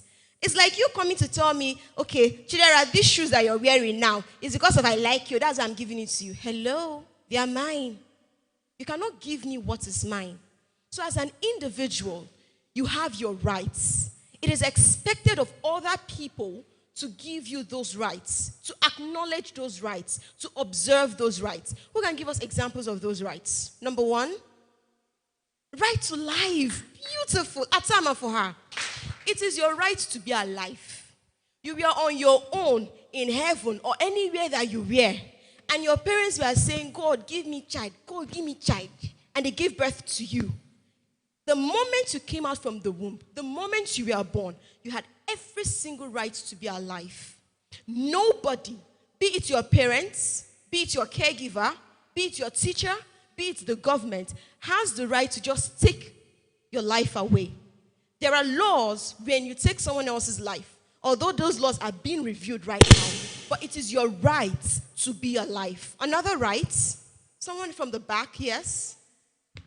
Right for freedom of speech. Right for freedom of speech. Attack for him. Now, let us talk about this right to freedom of speech. Because something about human rights is that as much as you have your own rights, the other person also does. So you will not say, it's my right to be alive. Well, I don't like you, you'll go and die. No, you don't do that. Do you understand? You don't do that. You respect your rights and you respect the next person's rights. So when it comes to freedom of speech, you have to also respect the other person. It's not because you have freedom of speech, you'll not be insulting other people. Why? Hey, see you. It's not you that I gave puff the other day. Better be careful. Why are you saying that? Or maybe in class like this, and they're talking about the careers, what I want to be when I grow up. And this person is saying, oh my God, I want to be an astronaut. Hey, look at this one. No. Where are you from? You don't do that. Whether you have the right or not, it is what? Emotional abuse. Because when you begin to say things that hamper on people's self-esteem, now becoming what? Abusive. So even as you're expressing yourself, you also need to respect the other person's rights. Who can give me another right? Yes, you. Right to be educated. Atama. It is your right for you to be educated. Quality education. It's not just A is for apple, B is for ball. You're 12 years old. They are still teaching you what they taught you when you were in primary 1. You are in JSS 3. They are still teaching you what they taught you when you were a toddler. No, that is not quality education. Quality education is giving you the knowledge and the skills you need in order for you to be a valuable member of society. That is quality education. And education is not just about schoolwork. Do you know that? You know you get educated even in the society. You know that what you're having now is what? Is an education. Do you know that? So as long as you've sacrificed your time to come here, because other students are in class, you've sacrificed your time to come here in order to listen to you, you have the right to get valuable content. I won't just come here and start dancing around, wasting your time. That's not right. That's not proper. If I do it that way, I am not respecting your rights. Another person? You? Right to movement, Atama for her. Nobody has the right to hold you bound. That's why when kidnappers are caught, they are punished. Nobody has the right to hold you bound, or else it's for your safety. For instance, during the global pandemic in 2020, how many of us remember the year 2020? Were you moving around? Your movement was restricted. Why? For your own safety. You will not go and say, whoa, I have the right to movement. Go and open your door. COVID-19 will catch you. COVID-19 will catch you. So when it has to do with your own safety, you respect yourself. but no one has the right to hold you bound. And that is one of the things, that is one of the rights that is being denied for criminals. When they are caught, they are sent to prison, or you are going and rest there. How many of us would like to go to prison? Anybody? Good. So make sure you are always on the right side of the law. Can we have someone else here? Yes. Right to fair hearing. Beautiful. Right to fair hearing. Atama for her. Right to fair hearing is, don't send someone to prison without listening to the person first. That's why you have the courts. The courts are there for fair hearing. No biases. No, because he's my brother, I will not sentence you. I will not sentence you for a case that is sentenciable. No, you don't do that. Okay? Fair hearing is listening to this person. Now, let us take it out from the court and bring it back home. In the classroom, someone walks up to the teacher and says, Auntie, ma, excuse me, ma. This girl, she stole my pen. The other day I gave it to her to use and write assignments. Now I've asked her to give me my pen. She doesn't want to give me my pen. Your teacher will say, you have accused you. Oh yeah, go and kneel down. Is that fair hearing? That's not it. Your teacher is supposed to call you, the accuser and the accused. Oh yeah, come. Let me hear you. Let me hear you. Before passing any form of judgment, even at home, even with your friends, someone will come and tell you, come, let me tell you what this person did to me.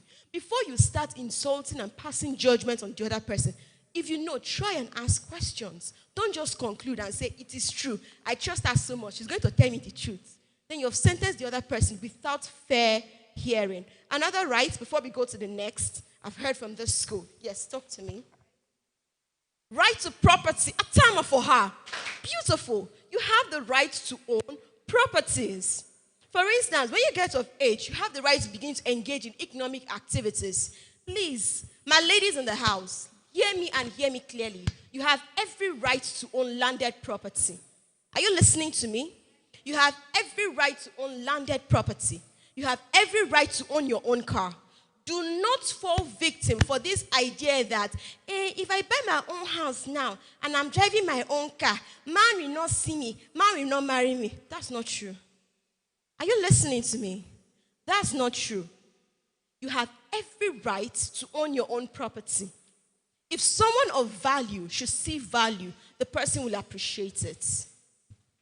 If someone of value should see value, the person will appreciate it. No one has the right to deny you from buying a property or from buying any item because of your male or female. No one has that right. Do you understand? Do you understand? I don't like the energy. Do you understand? Yes. Beautiful. And the last one, I know I said the last before, but the last before we go, yes? Right to freedom for what? Freedom of? Okay, let's try some. Yes? Freedom of? Right to education. Dedication. Can you tell us more about it? Dedication. Okay, what does it mean? You have your rights for them to dedicate to the Lord. Dedicate you to the Lord. Okay, that is a right under a religion. And you know, it's not everybody that believes in it. Okay? So even if a parent decides that, oh, I don't want to dedicate my child, that's another thing. Do you understand? Now, I want to run down some rights. You have the right to be heard. You have the right to good health.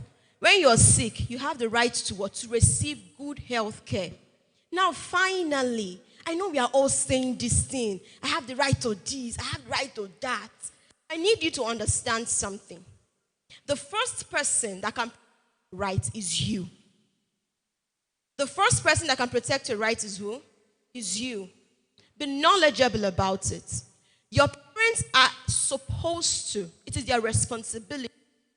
It is their responsibility to take care of you. It is their responsibility to ensure that your rights are properly taken care of. It is the responsibility of the elders in your community. And when I say community, I mean the school. I mean your place of worship. I mean organizations you belong to. It's the responsibility of agencies to ensure that your rights are properly taken care of. And because you have this right, as I said earlier, means that someone else also does.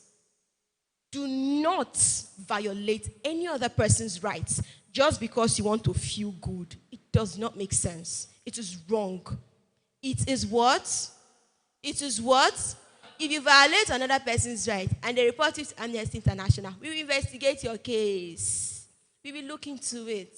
Because every single human being is entitled to human rights. You are entitled to live your dreams to the fullest. You are entitled to be taken care of. You are entitled to be protected from harm and abuse. And when these rights are violated, please talk to someone you trust.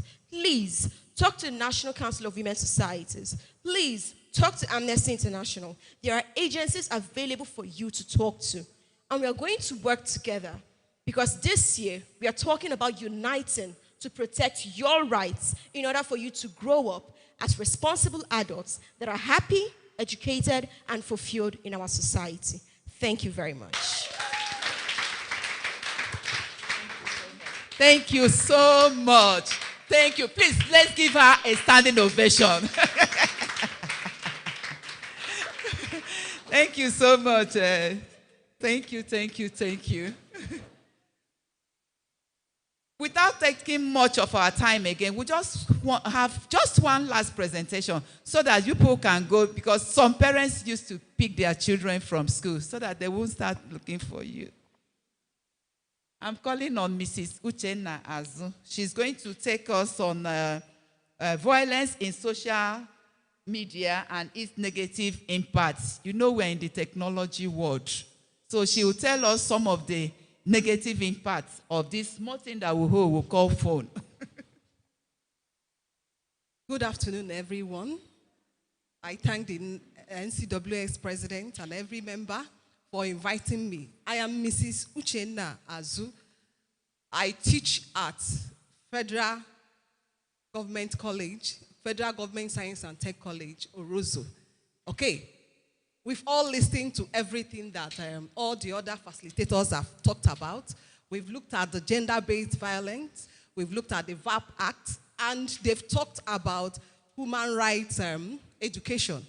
Now, it's going to be an interactive section between yourself and every other person. I want to ask a question. Who amongst you here use a phone, or you have a phone? If you know you have a phone here. Students, do you have a phone? You don't. Most of you do not have. Okay, you do. You do. Okay. Okay. Those of you that do not have, for those of you that do not have, who amongst you here use your parents' phone? You use your father, your mom, or your brothers, elder brothers and sisters' phone? If you know you use them, raise up your hand. I know that all of us, we are guilty. We are guilty. Even if they don't give you, you will still take it. Now, some of us, when you go on internet, when you take your father's phone, your mother's phone, your brother's phone, your sister's phone, when you go on internet, we know how to put on the internet. When you go on the internet, what and what do you see there? What do you go there to search? Who can tell me? What do you search?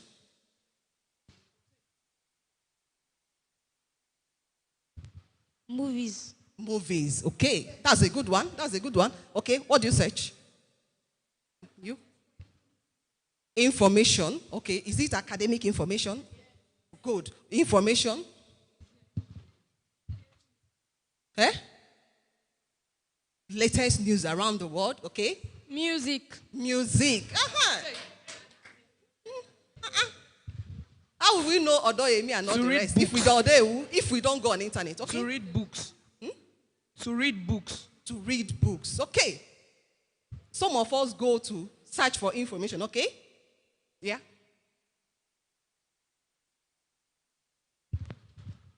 Games. To play games. Hey, you are talking. Assignment. Assignment. To do your assignment at school. Okay. The way that we have positive effects of internet, like doing your assignment, searching for information, doing all sorts of things, we equally have negative effects of those things that you search on. Let me ask you, have you ever been online searching for something and something pops up? Sometimes if you click on that pop-up, what do you see? Who can tell me? What have you seen? Nude pictures. So good. Okay. That's all. Porn. Good. Picture of naked people. Any other thing? These are some of the negative effects of using internet. Okay? Can we look at the slide? Now, the other speaker talked about Ataba. We are going to do something. Okay? I know that some of you have gotten some things. We're going to do something. There's this clap we call roll clap. You do like this and you clap. You know it? Good. Okay? It says studies have revealed that violent images make teenagers less sensitive to violence. Let's leave this, the introductory part. We have one of the negative effects of using internet or any technology. You have lower attention span. Now, we are teachers. Sometimes you get to school and you are teaching. You see a student sleeping. By the time you investigate, what do you find out? Most of them, they didn't sleep at night. They were busy watching movies. Is it not true? They were busy watching movies. Their parents must have gone to sleep, thinking that they've gone to sleep. But they were where? They were watching movies, either with their phone or with the laptop or with the television, watching it through the television. When that thing happens and you come to school, what do you think will happen? They will start sleeping. They will not listen to what you are saying because they need that sleep. You see, that sleep is very, very important. Okay? So when you are teaching, the attention is not in what you are teaching because they need the sleep. So it causes lower attention span. That's one of them. Can we go to the next slide? It talks about minimize social interaction. There are some kids that you know that whenever you see them, they're online. They're online. They're on their own, though. Most of those kids, you hardly see them with friends because they are always online, chatting or doing one thing or the other. When you are always on the net, the chances of you having so many friends or having friends to interact with, it's limited. Are you getting me? So that is another negative impact of internet or technology. Let's go to the next slide. Increased aggression. Now, have you seen, there's this small boy, when they watch cartoons, you see Superman, you see Cats, what's his name? Cat Boy, good. You know all of them. Before you know it, you will hear them. There's this one that they do, this small children own. What is it called? That children like, small children. Before you know it, they will demonstrate the way the hero demonstrates. Before you know, they will box you. Power Rangers, good. There's Power Rangers. Before you know, they will say, "Eee!" Before you know it, they will kick you. Now, most of these things that you watch, increased aggression. You say most of them make you. It's what you feed your mind that makes you behave the way you behave. When you see children that are always on the net, are always on the TV, watching all those superstars, violent, whatever, you see them. Before you know it, they will display what they've seen. Let's check the other one. Health problems. See, even as an adult, when you're always looking at your screen, and you don't have a protective something, you don't have eyeglasses, before you know it, you start having bad eyesight. Before you know it, even your hand, if you are there always typing, you have numbness in your fingers. Before you know it, you start having neck pains. Are you getting it? Before you know it, you have a lot of health issues that come up when you're using the internet. Let's look at the next one. Reduced sleep quality. Okay? That reduced sleep quality has to do with the first one that we talked about. Because when you don't sleep well. Now, let me give you an instance. The other day, we woke up. My daughter, she's in SS2. She was feeling sleepy. I said, what is going on? In this, because they finished the exam. He said, Mommy, I was chatting. I was looking at the phone and everything. I said, is it because you finished the exams? He said, it's because I didn't feel like sleeping. Now, it has affected her. In the morning, instead of getting up to do her chores, what was she doing? She was sleeping. Are you getting it? She was sleeping. Okay, let's look at the other one. Cyber bullying. I think our lady here has touched about that cyber bullying. Some of you, when you are using the phone or the internet, you will see some people who will start chatting you up. People that you do not know. People that you do not know. Before you know it, they will start talking about things that you do not know about. Are you getting it? And some of them may be rude when you don't answer them. Some may be rude. Those words that they type and they send to you, are some of the bullies, some of the things that they bring about that make it cyberbully. Let's look at the other one. We have the lower grades. If you don't pay attention in the school, if you don't pay attention wherever you are, especially in the school, what will happen? You will not know what the teacher is teaching. And when you don't know what the teacher is teaching, what will happen? Your scores will be low. Are you getting me?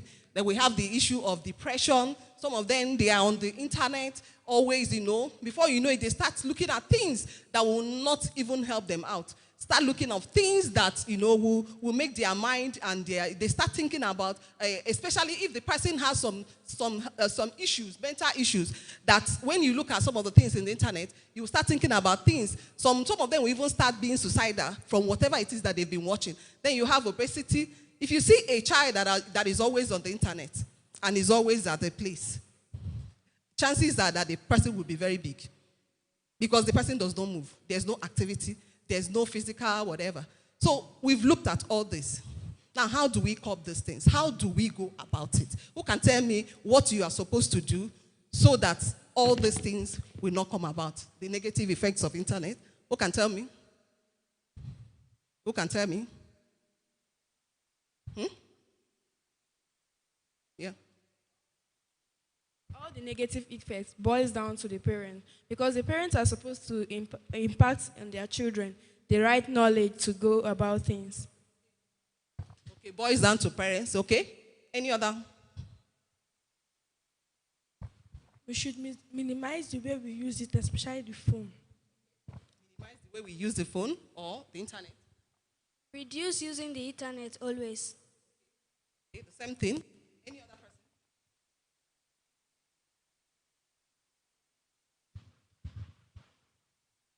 We should minimize the way we use phones. And as the Bible says, parents should take care of a child, that when he grows, he will not depart from it. Okay. Any other person? Parental guidance. Parental guidance, that's a good one. Like every other person is talking about.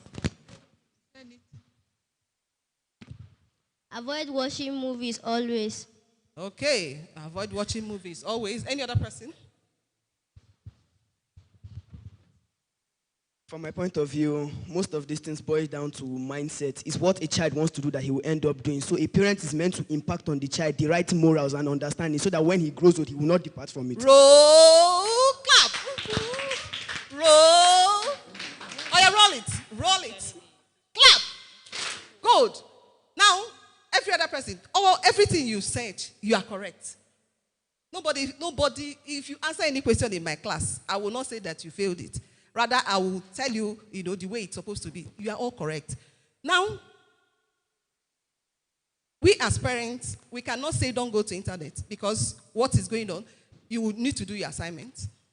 There are some questions that they ask you now that you cannot do even with textbooks. You have to go to the internet to find it.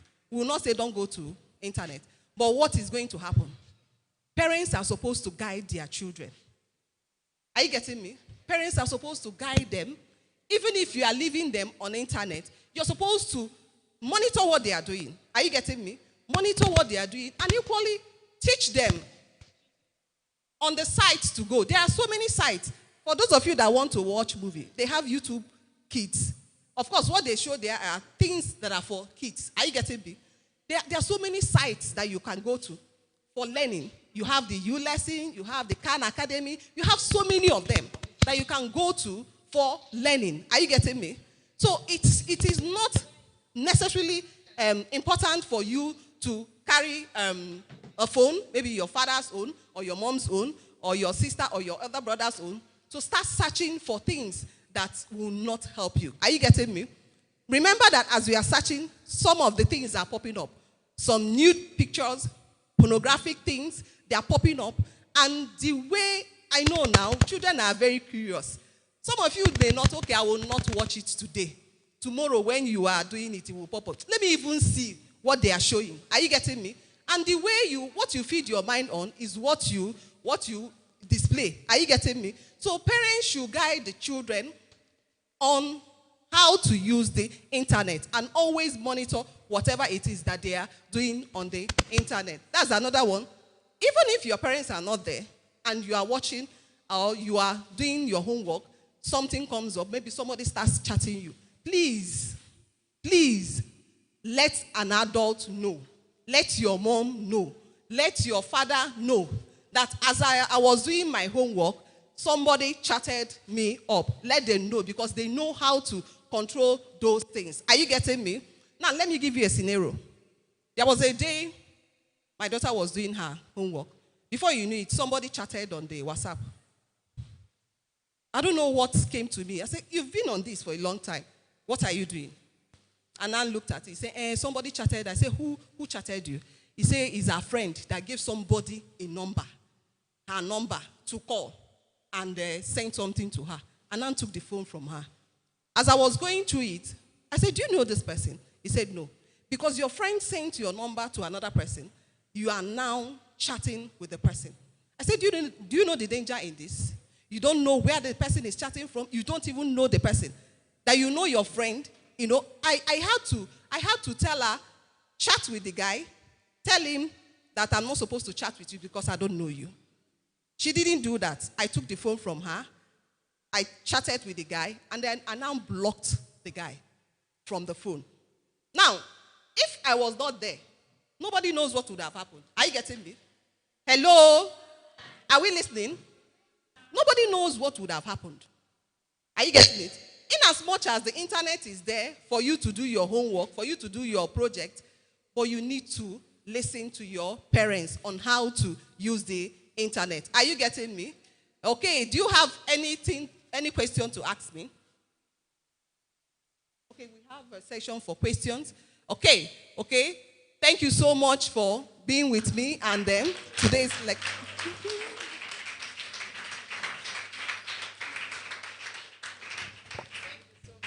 Thank you so much, Mrs. Azu. That was a very good one. I know all this while we'll have one or two questions that we want to ask. So we'll give you opportunity. If you have any question, any clarification, can you raise your hand? I'm giving number.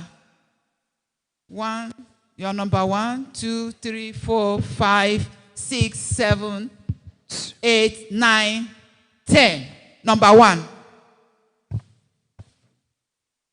My question is, what if a child is growing up with his parents, and his parents normally give him phone, parent bought for him for at the age of 10?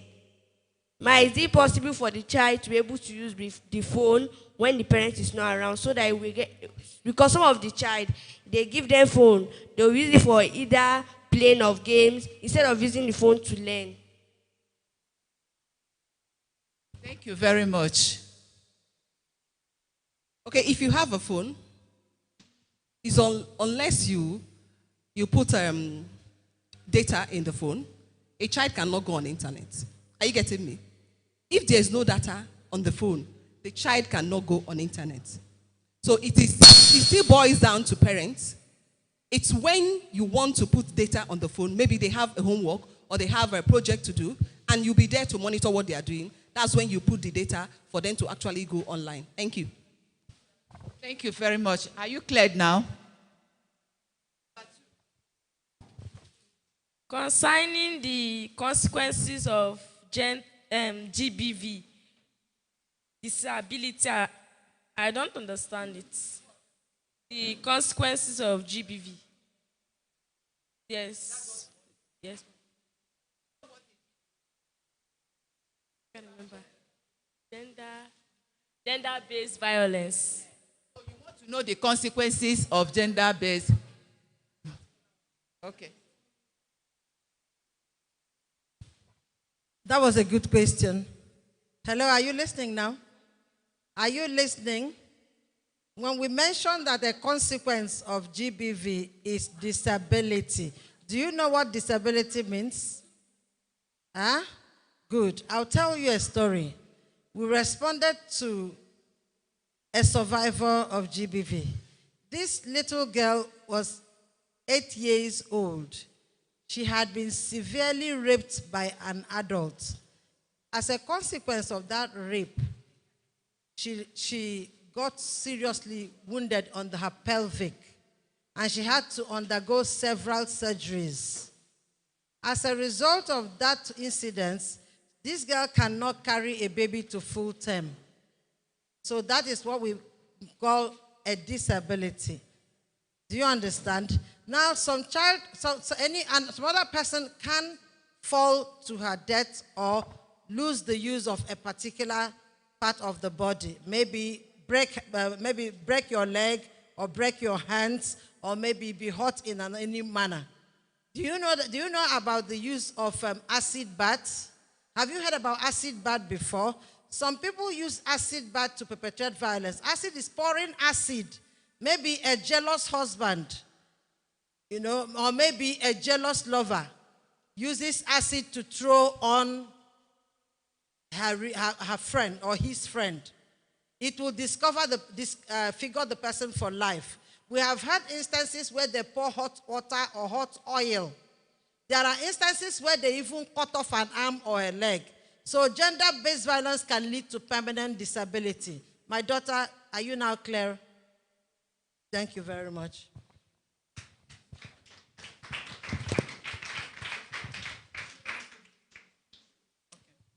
All right then. Number 3.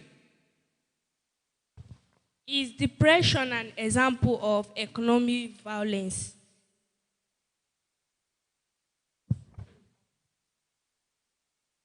Depression is not an example of economic violence. It's a mental health issue. When somebody is depressed, they don't function normally in their mental status. Some of them can be withdrawn and they go into serious psychological issues like madness. We don't call it madness now, we call it mental. There are so many mental disorder, there are so many things to it. But when we're talking about economic violence, it's a case where maybe a man or a woman denies the partner. Hello? Hello? Are we together? Now, there are instances when a man can tell his wife, we are not permitted to work and earn a living. He stops the woman from functioning in her capacity as a full-grown human being who can earn a living doing an economic activity or the other. There are instances also when a man who has stopped the wife from working to earn a living refuses to give them money to support their daily needs in the home, refuses to feed his family, refuses to train the children at school, pay school fees. Anything that obstructs the capacity of anybody to earn a living or to live like the right to a quality life, quality existence, eat nourishing food. Anything that has to do with your income earning ability is an economic act of violence. Are we clear on that? Do you still need another explanation? But that's clear now. Thank you.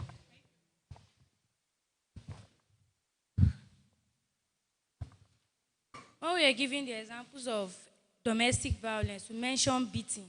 Me, I know in my own house, if I should do something wrong, my mom will beat me. Then why is beating an example of domestic violence?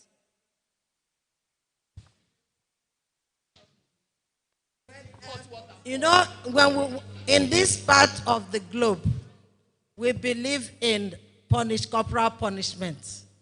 Especially, they will tell you that children have the mind of a child is full of foolishness, but the rod of correction stamps it out. But now, because we are better informed, there are so many other ways to discipline a child except excessive physical discipline. I want to tell us that excessive physical discipline leading to beating is in error. It's against the VAP law. We are not permitted to do that. Inflicting harm on a child in the name of discipline is wrong. Maybe you have watched TV in recent times and you've seen NTA parade some families that have caused grievous harm on children because they think they're disciplining them. When you discipline a child and you put her in a room and restrict her, no food, no water for days, and she becomes as lean and she dies as a result, then that is no discipline. So physical discipline, we are trying to encourage parents and teachers to please look for alternative ways of correction. You know, there are so many ways you can correct any behavior that is not acceptable. But you see, physical harm is not allowed. It is not permitted. Thank you. Thank you, ma'am. Are you cleared now? Yes. What of in a situation whereby a male touches your private part? Is it right for you to slap that person and run, or report to your parents or guardian?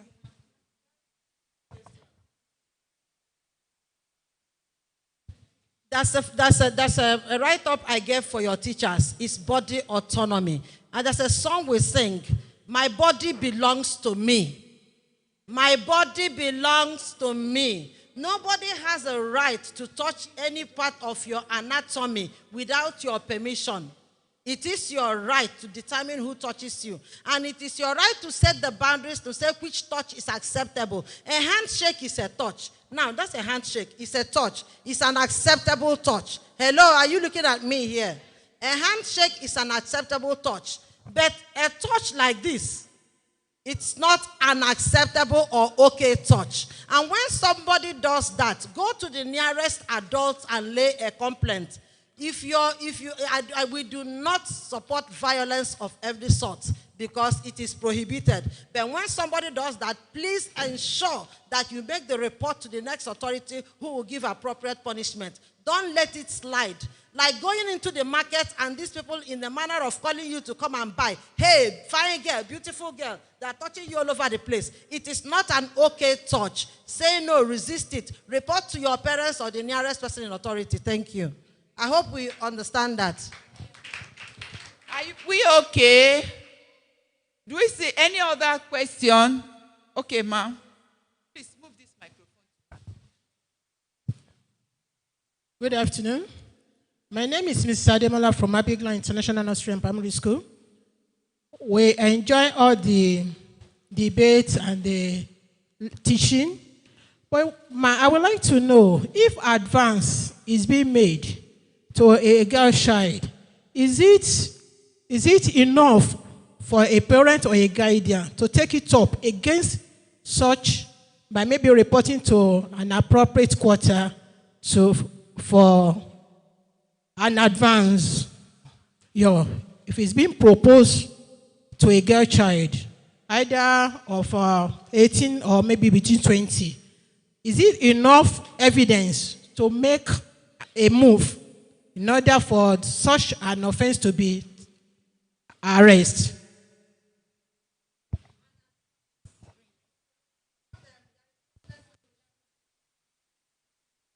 It says an invitation to treat is not a contract. Hello?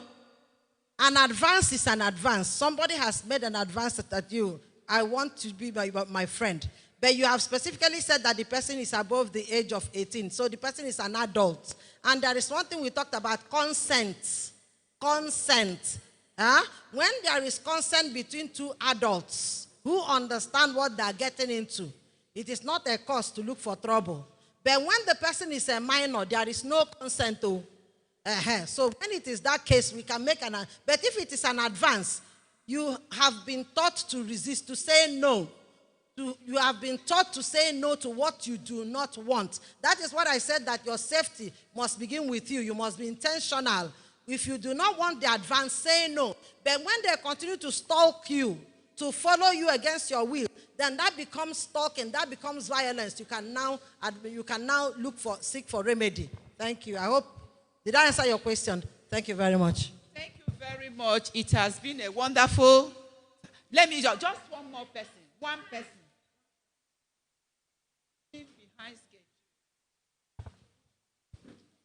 My question is for the internet. With so many effects of internet in the society, can we say that it's the only cause of this sexual violence in the society?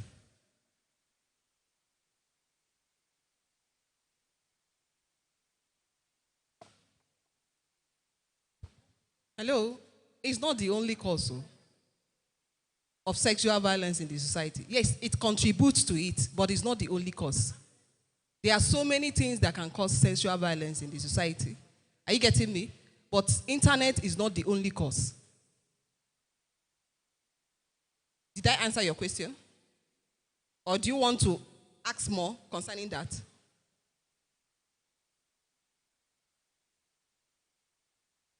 Okay, when I say that it's not the only cause of sexual violence in the society, like pedophiles now, most of them, we find out that even some of them are advanced in age. It's not as if they watch anything on the internet. Are you getting me? But they still do what they do. So you cannot say that internet is the only cause of sexual advances. Are you getting me?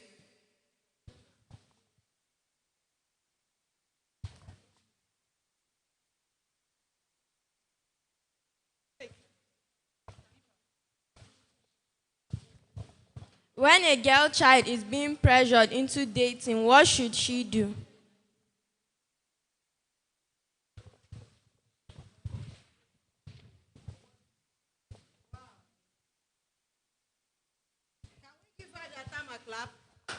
Atama, Atama, Labako. Thank you. When a girl child is being pressured into sexual relationship, what does she do? Is it possible to get to that point where we had that reporting, the diagram that I showed before? It's important that we show that. Please make it bold. We have a referral pathway. When you talk about a girl child, any child under the age of 18, remember I said whatever sexual relationship you have with her amounts to rape and must be treated as such and should be treated as such. Now, when we have an issue like that, if you are in the school, please go to the counselor. Go straight to the school counselor or the chaperone, whoever is in charge of the girls. Go to the principal. Go to a female teacher. Hello? In case the person who is molesting or who is advancing is the male teacher, make sure you go to a female teacher. If you are a boy, because we know that our boys are also being harassed, go to a female teacher and go to that counselor and report immediately. Do not waste time because delay can lead you to danger. And if it ends at advance and it is taken care of at that point, then we are home and dry. But when it goes beyond anything, please tell your parents. As soon as you get home, tell your parents or anybody who has the care over you. If it advances to rape, molestation, or any other thing, which we do not pray for, then please look at the referral pathway. From your teacher or your trusted adult or your parents, straight to the medical facility, and then the medical facility straight to the police, and from the police, the justice will take its course. But then when you need support, please come to the National Council for Women's Societies or any of our affiliates like FIDA. We will support you. Thank you. Thank you very much. Let's clap for ourselves. We have all done wonderfully well. Just like the saying goes, whatever that has a beginning must have an end. I will not deny you your right. Just come up. Come. Just one more person. Just her.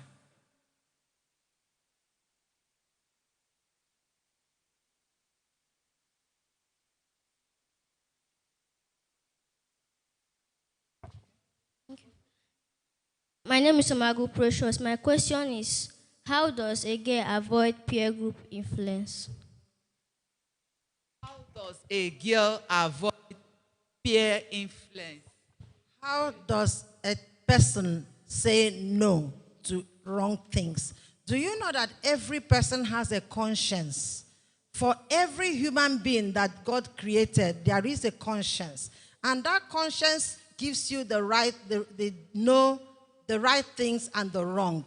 You have the knowledge of right and wrong. Aside from the conscience, the moment you're born, your mother becomes your first teacher, your first point of instruction. She begins to tell you the rules of right behavior, what is acceptable and what is not acceptable. And if those things become ingrained in your subconscious, it will help you to make the right choices. And part of the right choices that you make as a human being is the right choice of friends. The moment you begin to see somebody act in a manner that is not in agreement, in alignment with the right things that your parents have taught you, the church have taught you, the imams have taught you, the religious organizations have taught you, and what your inner man, the conscience, has taught you, the first thing to do is avoid the person completely.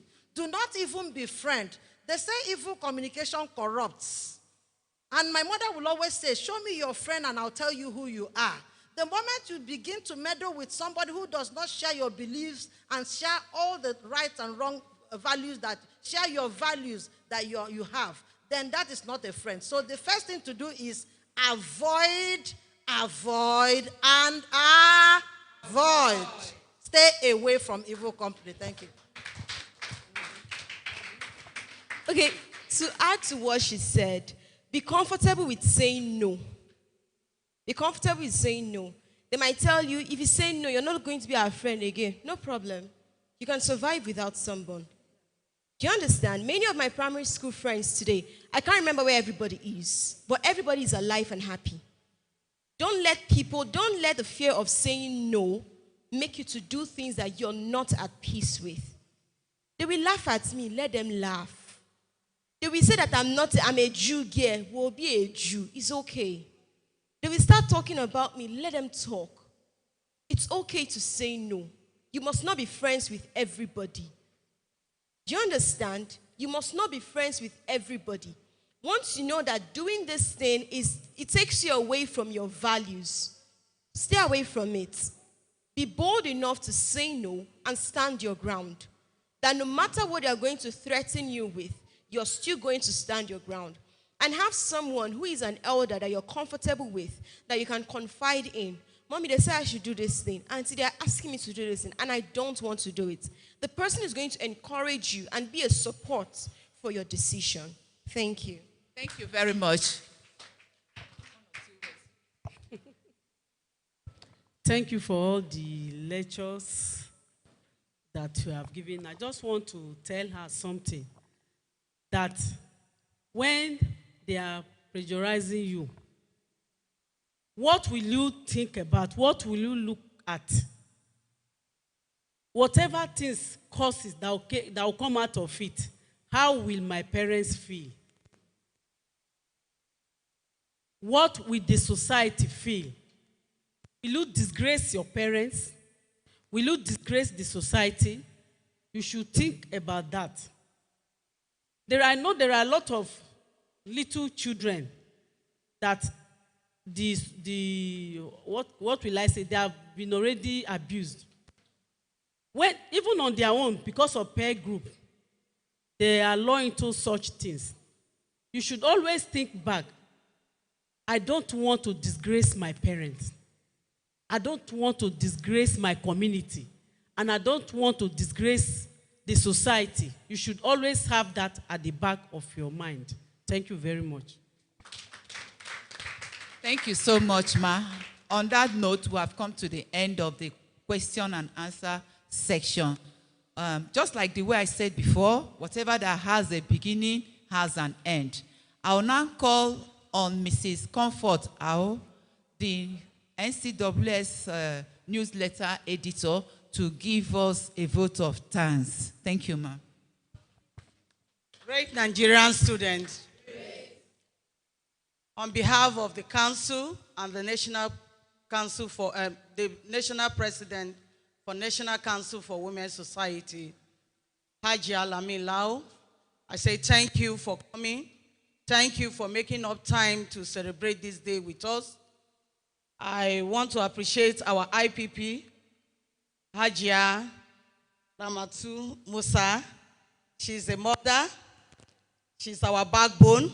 She's always here with us. Ma, you are welcome. We want to say thank you to the senior officers of Federal Road Safety Corps, highly represented here. You are welcome, ma. Thank you. For our Amnesty International representative, we say thank you for coming. For the Officers' Wife Association of Fire Service, we say thank you. Our teacher, our speaker, Mrs. Azu, we say thank you. For my sister here, our national officer, we say thank you. the National Council Secretariat. We say thank you for putting all this together. Our gentlemen of the press, our teachers and children present here, ladies and gentlemen, we say thank you all for honoring us. We pray that may God take each and every one of us back safely to our various destinations. We'll meet again next year. Thank you for coming.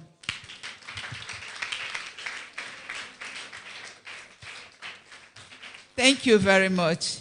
If you look at our agenda with group photograph, I don't know, maybe we'll do it school by school, each school, so that it will take everybody. So let me call on GSS Airport Road. I think we can take the picture here. Just all the students from GSS Airport Road. You just come up here. I think there is a size books that will share to you. You can just hold one, you know. Just, yes, just come this way. Yes, yes. Please, members of the senior table, let's just come out and take a group photograph. Let's use this platform. No. GSS, some should come this way.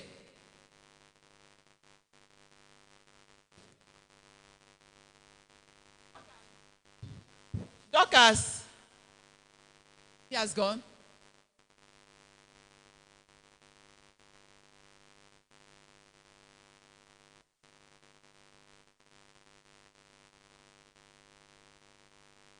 Take all the photos.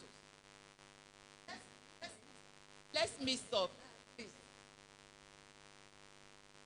Or do we take two stools? Eh?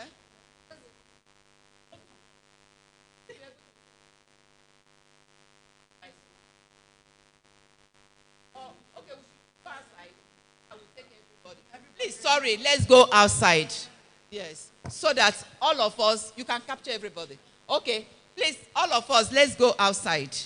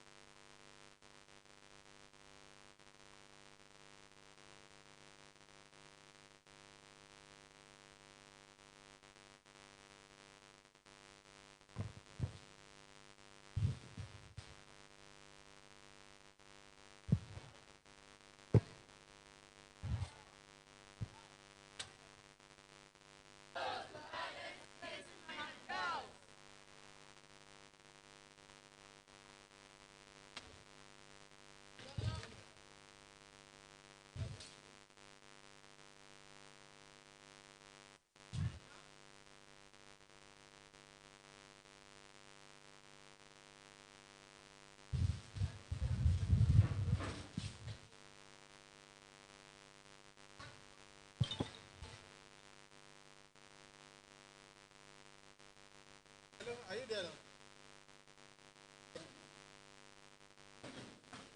In the next 10 minutes.